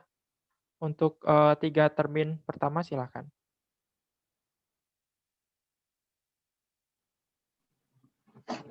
Assalamualaikum warahmatullahi wabarakatuh. Waalaikumsalam warahmatullahi wabarakatuh.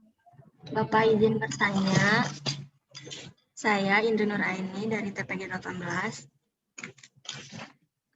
Untuk di negara Jepang ini kan sudah ada logo khusus pangan fungsionalnya di kemasan. Lalu apakah di Indonesia juga ada logo khususnya atau menggunakan logo yang sama dengan logo yang di Jepang? Lalu pertanyaan selanjutnya, jika ingin membuat produk jenis pangan fungsional, adakah surat izin edar resminya agar produk saya itu termasuk ke dalam produk Fampus yang diakui? Baik, segitu saja pertanyaan dari saya. Terima kasih. Assalamualaikum warahmatullahi wabarakatuh. Waalaikumsalam warahmatullahi wabarakatuh. Terima kasih ya, Indri. Tadi ada 2 pertanyaan, sepertinya untuk Bu Titi ya. Tetapi, saya lanjutkan dulu untuk penanya yang kedua, silahkan. Assalamualaikum warahmatullahi wabarakatuh. Waalaikumsalam warahmatullahi wabarakatuh. Saya Mariani dari TPG 2018. Izin bertanya untuk materi Bu Rosi. Sebagai orang yang hidup bermasyarakat, terkadang kita selaku Gen Z itu sering dibanding-bandingkan dengan generasi sebelumnya. Mungkin orang yang lebih tua. Contoh kasusnya itu pada kegiatan sehari-hari. Mereka sering membanding-bandingkan kegiatan mereka dahulu, apa yang mereka lakukan, permainan yang mereka gunakan, cara mereka menempuh pendidikan. Nah, sebagai generasi Z itu bagaimana gitu cara menanggapi hal tersebut? Terima kasih, Bu. Baik, pertanyaan untuk Bu Rosi ya. Tapi ini lebih ke secara umum ya, generasi Z. Tapi saya lanjutkan dulu untuk pertanyaan yang ketiga, silahkan. Assalamualaikum warahmatullahi wabarakatuh. Waalaikumsalam warahmatullahi wabarakatuh. Saya Siti Melani Mulyana dari TPG 19. Izin bertanya untuk Bu Oci. Selain faktor yang sudah Ibu sebutkan tadi, apakah orang tua juga termasuk salah satu faktor yang mempengaruhi tren makanan bagi Gen Z? Terima kasih. Baik, menarik ya, karena tadi memang belum ada ya tentang orang tua ini. Baik, kalau begitu bisa langsung dijawab. Mungkin dari Bu Titi dulu ya untuk pertanyaan Indri. Ada 2. Yang pertama tadi tentang logo ya, kemudian tentang syaratnya. Silahkan Bu Titi. Bisa diulang Pak? Pertama logo. Pertama, terus yang kedua apa ya? Yang kedua itu syaratnya. Kalau misalkan bisa diklaim sebagai pangan fungsional di Indonesia seperti apa gitu? Apakah ada izinnya gitu ya? Perizinannya seperti apa? Oke. Klaim pangan fungsional di Indonesia. Oke, jadi logo di Indonesia memang sebenarnya belum ada ya. Di Indonesia belum ada logo untuk pangan fungsional. Jadi memang di Jepang itu ada yang namanya Foshu. Di Indonesia jadi ya masyarakat sendiri ya yang harus melihat label yang ada pada kemasan, kandungannya apa saja. Biasanya di kemasannya juga sudah ada keterangan dengan ditambahkan apa, misalnya minyak goreng fortifikasi apa, gitu ya. Biasanya itu ada di kemasannya. Tapi kalau dari logo di Indonesia belum ada. Tapi hati-hati jangan sampai termakan iklan ya. Karena sebenarnya kayak misalnya minyak goreng ini tidak mengandung kolesterol. gitu ya. Nah, sebenarnya semua minyak goreng juga tidak mengandung kolesterol.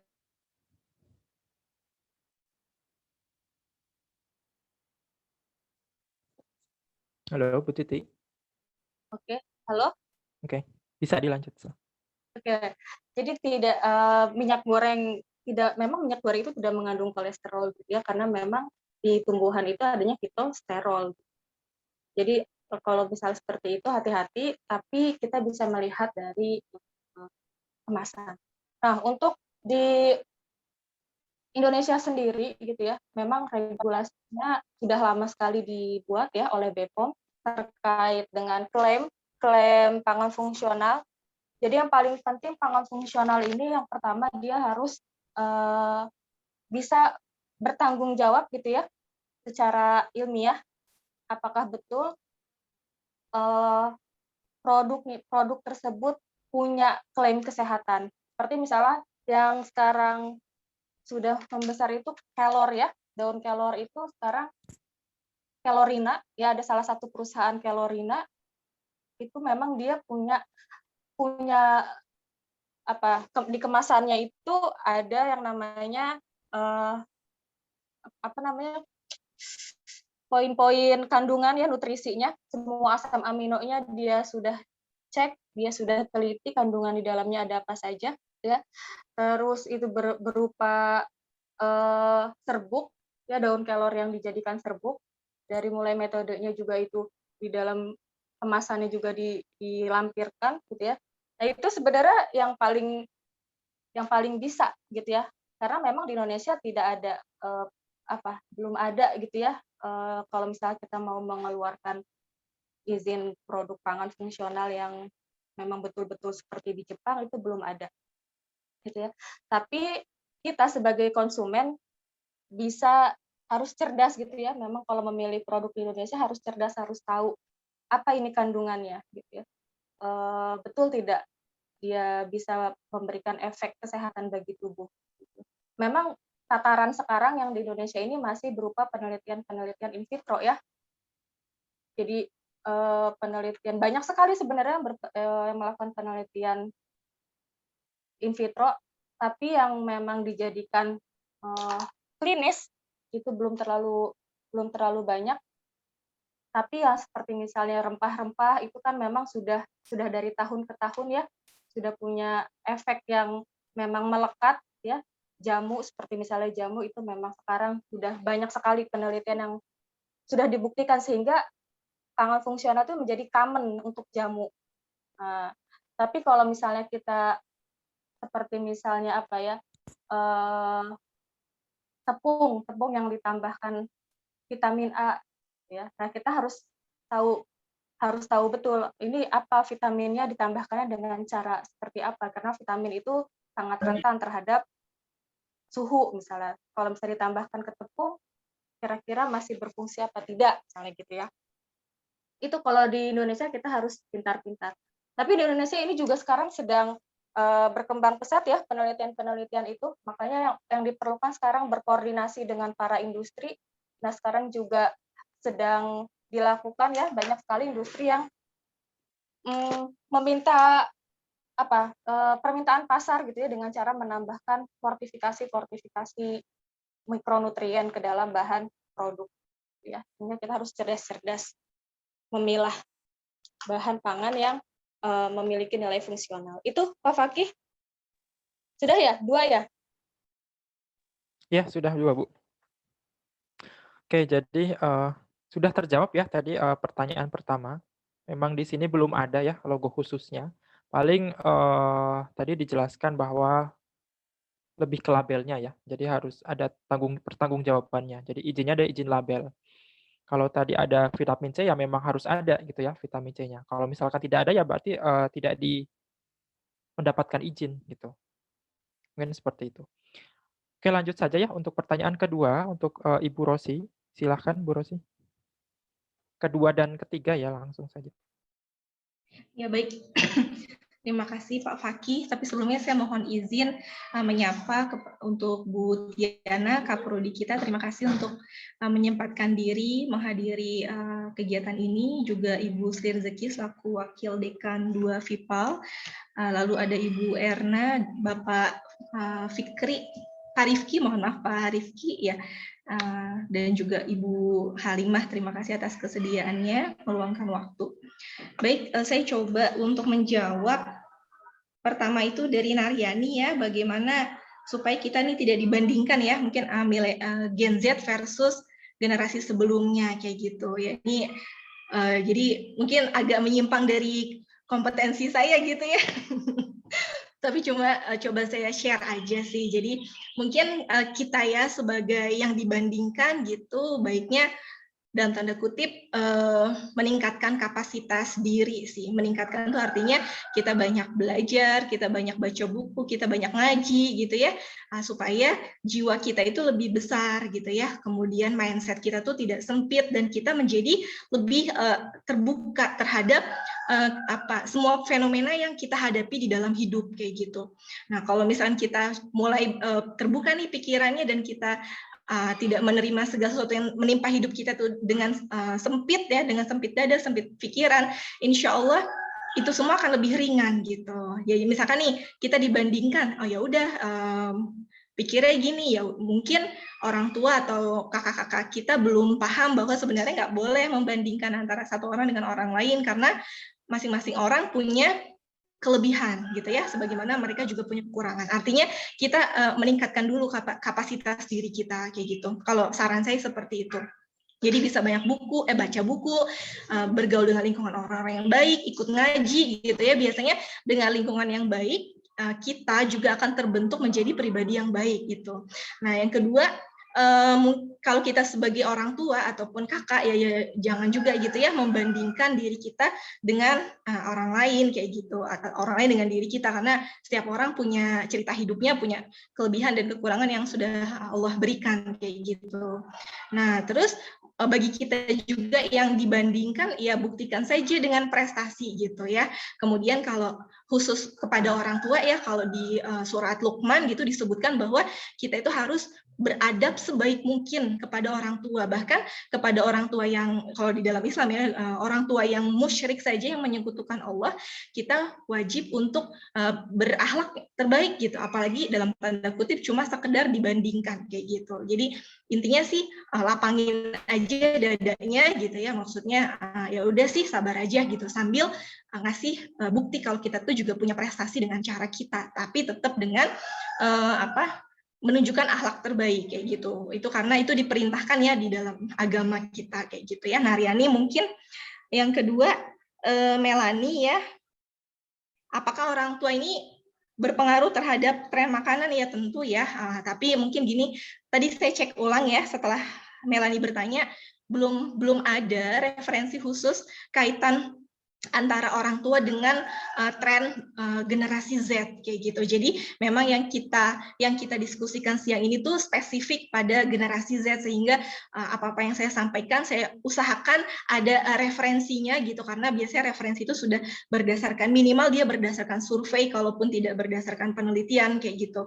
Nah, kalau khusus penelitian tentang apakah pola asuh gitu ya berpengaruh juga terhadap tren makanan di Gen Z, itu saya belum menemukannya ya, baik di nasional maupun di luar gitu referensinya.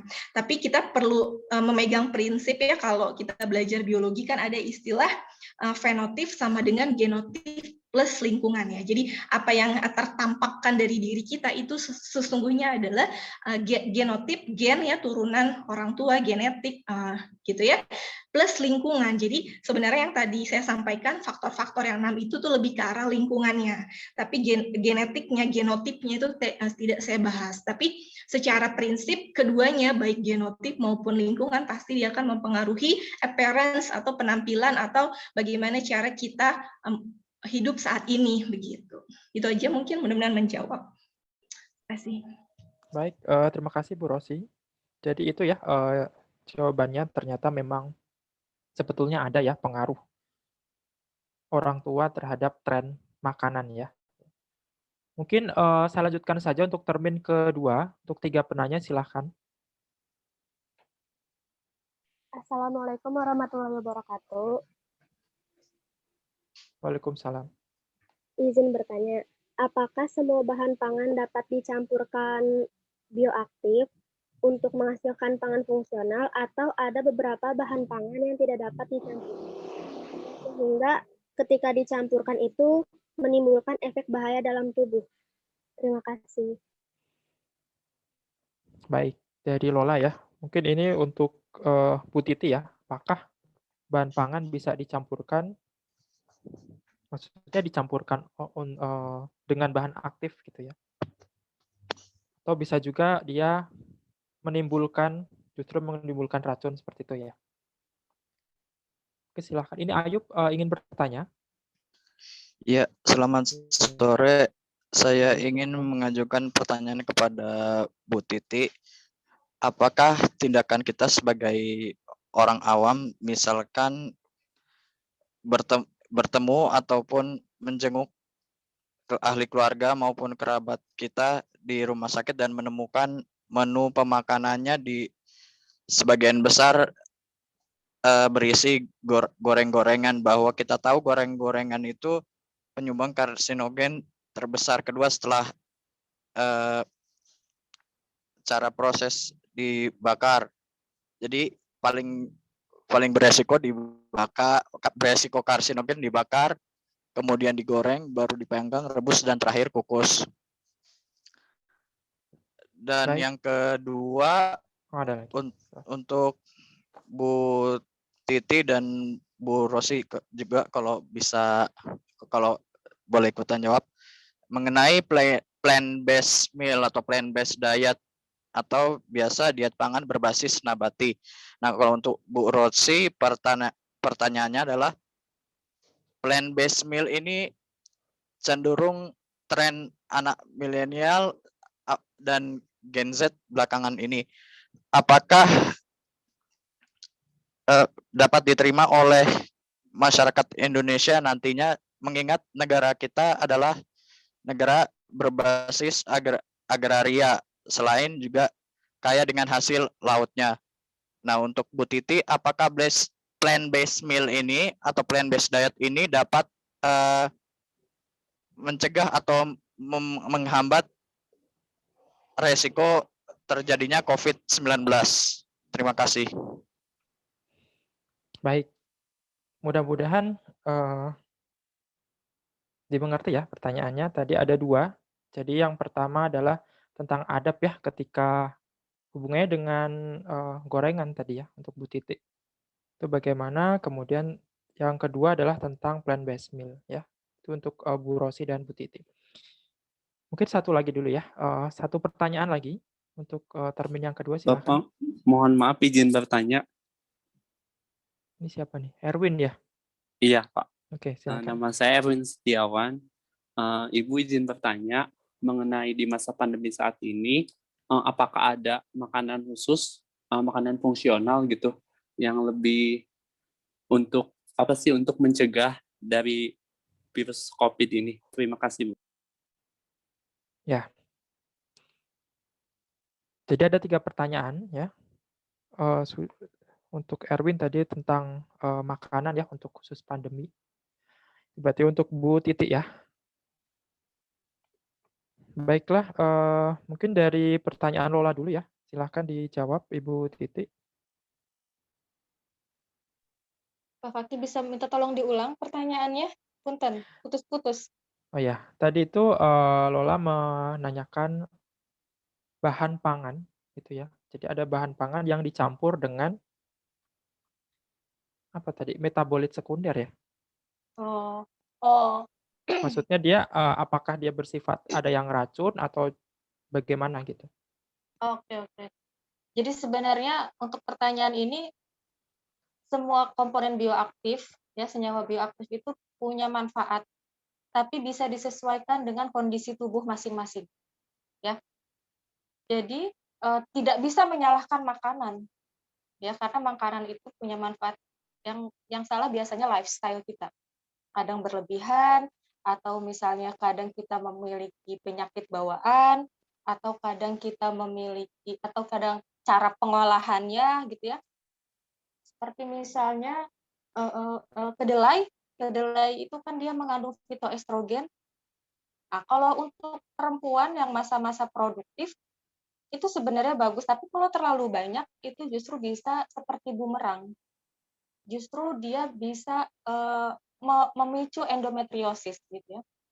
Nah, salah satu cara pengolahannya biasanya yang meningkatkan fitoestrogen tersebut, misalnya kedelainya hanya dijadikan bukan susu, sari kedelai, tapi untuk menurunkan itu kadang bisa difermentasi kedelainya.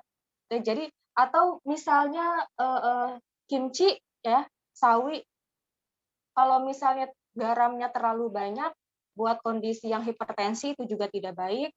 Jadi semua komponen bioaktif itu punya peran masing-masing, punya manfaat masing-masing, tetapi juga harus disesuaikan dengan kondisi tubuh, gitu ya. Lalu apalagi tadi ya Pak Fakih, itu menjawab nggak ya? Tadi soalnya ini putus-putus, maklum ya. Ya, itu tadi pertanyaan dari Lola ya. Nah, semoga menjawab. Yang kedua apa ya Pak Fakih? Yang kedua pertanyaan dari Ayu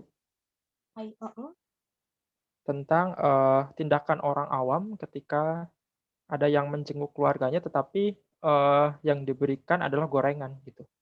Jadi kita sebagai anggota yang sakit itu bagaimana? Oh, kita lagi sakit apa? Kalau misalnya ada saudara kita, ini masalah terkait dengan komunikasi jadinya ya. Kalau misal tindakan oral orang awam, tindakan orang awam, kalau misalnya ada saudara yang memberikan gorengan tapi kita sedang sakit, begitu ya? Ya, kita atau saudaranya ya yang sedang sakit. Kalau sedang sakit justru itu sangat memudahkan, itu bisa jadi alasan. Maaf saya lagi radang tenggorokan. Maaf saya sedang radang tenggorokan, tidak bisa makan gorengan, atau misalnya kalau sedang sakit alergi, maaf saya alergi minyak misalnya. Ya, tapi kalau misalnya kita mencegah karena ingin eating clean, atau misalnya kita hanya mengonsumsi makanan-makanan yang baik gitu ya. Ini balik lagi ke komunikasi sebenarnya ya. Kalau untuk menolak itu balik lagi ke komunikasi. Tapi karena tidak semua orang, apalagi di Indonesia, tergantung lingkungan kita ya, tidak semua orang biasanya mau menerima pangan fungsional ya. Maksudnya belum tentu menerima makanan yang eating clean, maksudnya yang benar-benar memiliki fungsional bagi tubuh. Saya nggak makan gorengan karena saya sedang menjaga diet misalnya gitu ya. Silakan dikomunikasikan, tapi sebenarnya kalau kita mengonsumsi minyak secara tidak berlebihan atau kita misalnya atur, itu tidak masalah gitu ya. Tapi memang gorengan itu punya efek negatif karena memang asam lemaknya juga asam lemak jenuh trans, asam lemak tidak jenuh trans ya, sudah berubah ikatannya menjadi trans. Itu memang kalau terlalu berlebihan bisa menimbulkan plak di pembuluh darah kalau terlalu berlebihan. Lalu kalau misalnya aktivitas fisik kita juga sedikit, itu juga akan memicu plak juga, atau menimbun lemak di dalam jaringan adiposa, itu juga bisa ya negatif dari gorengan. Jadi saran saya untuk gorengan itu memang diminimalisir lah mulai dari sekarang. Ada batas minimalnya ya untuk mengonsumsi gorengan, tergantung kondisi tubuh. Jangan terlalu banyak mengonsumsi minyak. Kalaupun misalnya kita terlanjur mengonsumsi gorengan, ya kita ganti misalnya, atau kita di lain waktunya kita tambah dengan makanan lebih sehat lagi, jadi tertutup gitu ya, atau kita tambah dengan aktivitas fisik gitu ya. Sebenarnya kalau hidupnya seimbang, insya Allah nggak ini ya, nggak masalah gitu. Itu kalau untuk mencegah terkait dengan gorengan ya, dilihat kondisinya. Apalagi ya Pak Fakih? Kalau misalkan gorengan itu merupakan menu yang sudah diberikan rumah sakit, sedangkan kita mungkin saat itu merupakan keluarga gitu ya, ada keluarga yang sakit, bagaimana Bu? Oh, gorengannya menu rumah sakit? Ya. Kayaknya kalau saya pikir yang saya bayangkan saya itu gorengan mamang-mamang ya. Kalau di rumah sakit biasanya di sana punya ahli gizi ya. Biasanya rumah sakit itu punya ahli gizi yang sudah mengatur pola makan pasien. Tuh, jadi saran saya kalau itu memang makanan dari rumah sakitnya diterima gitu ya. Biasanya mereka sudah punya ahli gizi yang sudah menakar, bahkan mereka menakar loh. Gram-gramnya itu, ukuran-ukurannya itu, bobotnya mereka ukur. Jadi gorengannya itu sudah sesuai, dan mereka orang sakit itu 3 kali sehari makannya di sana, jadi tidak berlebihan gitu ya. Kita melihat itu ya. Itu mungkin pertanyaannya, jawabannya. Ya, terjawab ya pertanyaan Ayub yang kedua. Kemudian ini masih di pertanyaan Ayub ya, tentang plant-based meal. Plant-based meal. Untuk Bu Titi tadi ditanyakan kira-kira berhubungan tidak dengan plant-based meal itu bisa mencegah penyakit COVID. Jadi pangan-pangan dari tanaman sepertinya ya. Plant-based. Oh iya. Banyak. Jadi makanan-makanan yang berbasis tumbuh-tumbuhan gitu ya. Banyak. Itu bukan, Ayub.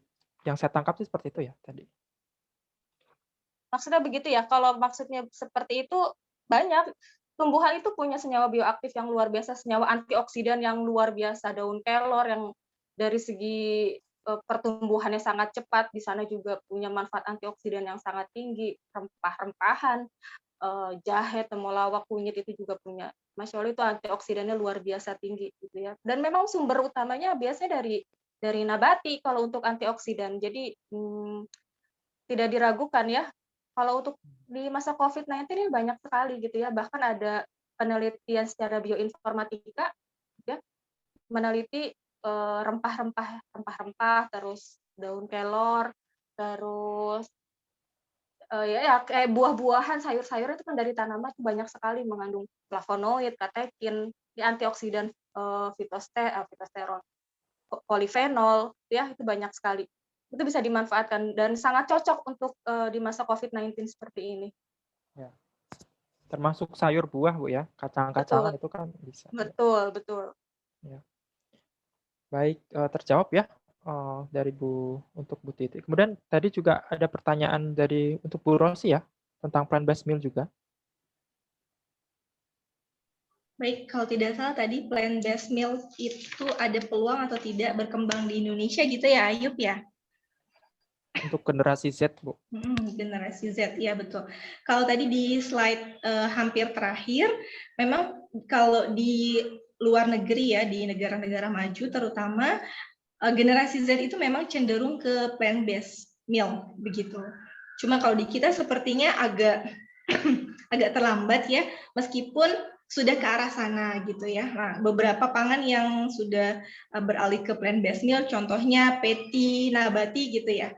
Jadi patty-nya itu dari kacang-kacangan seperti itu. Jadi tidak lagi berbasis daging. Dan saya rasa sangat memungkinkan Indonesia pun ke arah sana begitu ya. Terbukti dari teman-teman saat ini animo mengikuti webinar ini banyak sekali gitu ya, hampir 100, dari tadi 100 saya perhatikan, berarti kan tingkat minat dari teman-teman generasi Z ini tinggi gitu ya terhadap pangan fungsional gitu ya, terhadap bagaimana makanan yang akan kita makan itu juga berdampak terhadap kesehatan. Jadi sepertinya akan ke arah sana juga ya.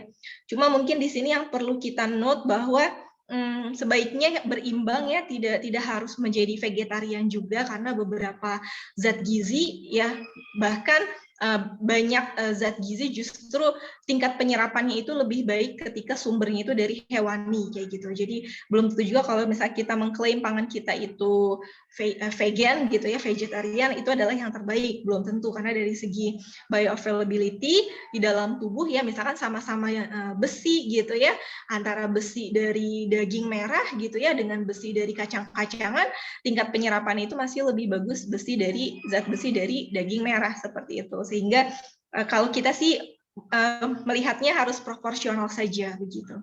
Mudah-mudahan menjawab Ayub gitu. Oke, terima kasih. Baik, Ibu Rosi. Terima kasih atas jawabannya. Kemudian ada pertanyaan terakhir ya, tadi dari Erwin untuk Ibu Titi. Makanan yang bisa, tadi ya sebetulnya sudah dijawab ya, untuk mencegah pandemi selama pandemi COVID ini. Jenis makanan yang seperti apa gitu. Jenis makanan di masa COVID, di masa pandemi ya. Ya. Banyak para ahli menyarankan, banyak penelitian in vitro, bioinformatika juga ya, tapi memang terkait dengan makanan-makanan selama pandemi itu buah-buahan, sayur-sayuran itu memang tidak akan pernah lepas. Ya, banyak sekali manfaat dari buah sayur karena mengandung antioksidan yang sangat tinggi. Jadi kalau masa pandemi itu karena penyebabnya adalah virus, maka yang harus kita lakukan adalah meningkatkan daya imunitas, ya. Sehingga banyak makanan sebenarnya yang bisa kita konsumsi dengan lebih sedikit pengolahan sebenarnya gitu ya, agar senyawa-senyawa atau komponen bioaktif ya tidak rusak terlalu banyak ya. Buah-buahan, sayur-sayuran, terus rempah-rempah, terus protein hewani, protein nabati itu sangat membantu. Artinya kita memakan makanan sehat yang memang beragam ya, yang bervariasi. Jadi bisa snack juga bisa kita konsumsi, buah kita jadikan sebagai snack ya di selama masa pandemi ini. Terus masak yang sedikit pengolahan itu balik lagi ke situ ya, jangan terlalu lama menggoreng misalnya gitu ya, dibatasi itu. Terus minuman-minuman jeruk nipis seperti itu juga punya nilai antioksidan yang sangat tinggi. Itu saya kira itu yang common di masa pandemi ya, yang banyak penelitian secara in vitro dan bioinformatika. Baik, terima kasih Bu Titi. Untuk MC masih ada waktu tidak?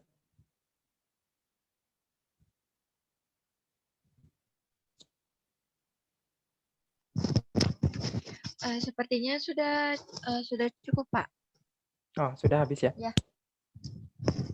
Oke, kalau sudah habis, mungkin tadi berarti sudah selesai ya untuk materi TPG Mengabdi untuk edisi yang kelima. Tadi sudah banyak dibahas oleh Ibu Rosi tentang Food Trends Generasi Z dan juga oleh Ibu Titi tentang pangan fungsional. Sebetulnya tadi ada sedikit yang perlu digarisbawahi bahwa untuk food trends generasi Z itu justru cenderung seperti kurang memperhatikan kesehatan gitu ya. Tetapi kebalikannya, kalau untuk yang pangan fungsional itu justru trennya makin lama makin meningkat gitu. Jadi seperti ada gap gitu ya. Jadi maksudnya kurang bisa disatukan gitu. Nah ini sepertinya sebagai sebuah peluang ya. Kalau hubungannya dengan di sini kan banyaknya mahasiswa ya.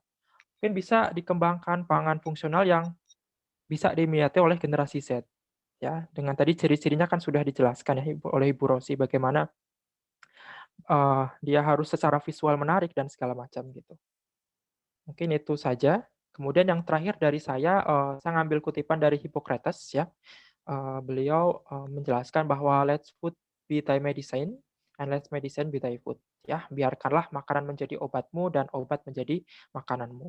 Mungkin sekian dari saya. Mohon maaf kalau ada salah-salah. Wassalamualaikum warahmatullahi wabarakatuh. Waalaikumsalam warahmatullahi wabarakatuh. Terima kasih banyak Bapak. Alhamdulillahirabbil alamin, acara kita pada hari ini telah terlaksana dengan sangat baik. Banyak ilmu yang bisa kita ambil. Sekarang kita jadi tahu apa itu pangan fungsional dan food trend generasi Z. Masya Allah sangat bermanfaat sekali ya. Sebelum ke acara selanjutnya, yaitu foto bersama, para peserta diharapkan untuk mengisi daftar hadir terlebih dahulu yang panitia akan sediakan di dalam kolom chat. Saya akan memberikan waktu selama 3 menit untuk mengisi daftar hadir tersebut.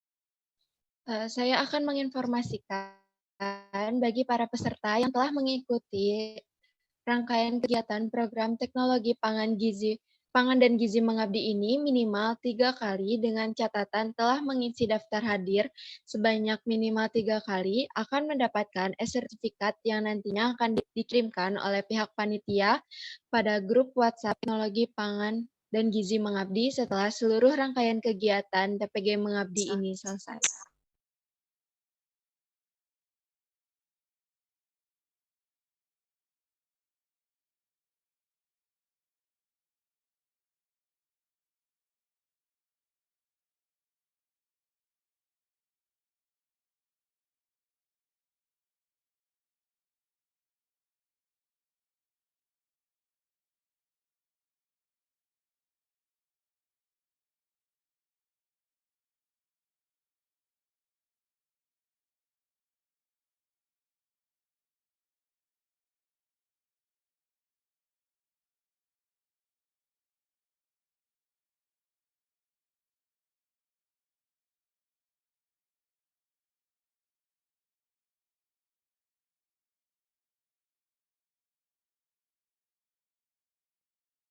Baiklah, 3 menit telah berlalu.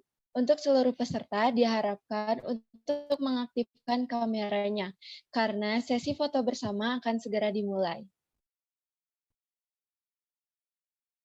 Bagi para peserta yang belum mengaktifkan kameranya, boleh untuk segera diaktifkan kameranya ya. Sesi foto bersama ini akan diambil alih oleh panitia. Mangga kepada Kang Arif. Jadi mohon izin buat sesi foto bersama ya. 3 kali, 4 kali. Yang pertama sama yang keempat. Saya ambil 1, 2, 3. Yang kedua. Yang kedua. 1, 2, 3.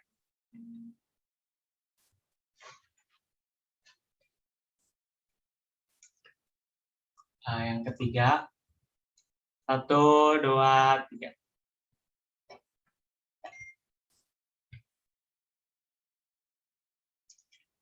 Satu kali lagi ya.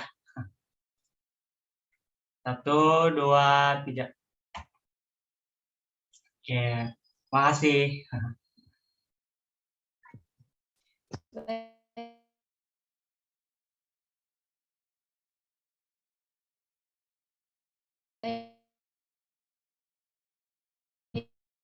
Terima kasih. Saya akan mengumumkan beratu, yaitu 1 orang yang beruntung akan mendapatkan voucher bisa berupa pulsa, GoPay, ataupun OVO. Pemenang diambil dari penanya yang memberikan pertanyaan yang terbaik, yang paling menarik pada sesi diskusi tadi. Baik, selamat kepada Indri Nurayani. Silahkan untuk menghubungi admin yang ada pada grup teknologi pangan. Baik, terima kasih.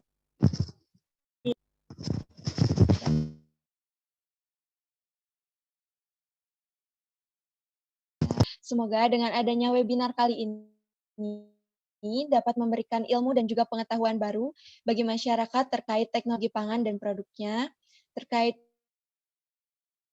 pangan fungsional dan juga food trend. Ini acara kelima akan ada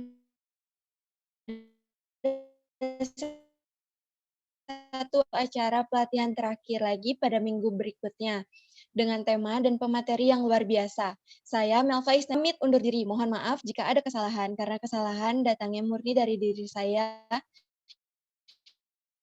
Dan warahmatullahi wabarakatuh.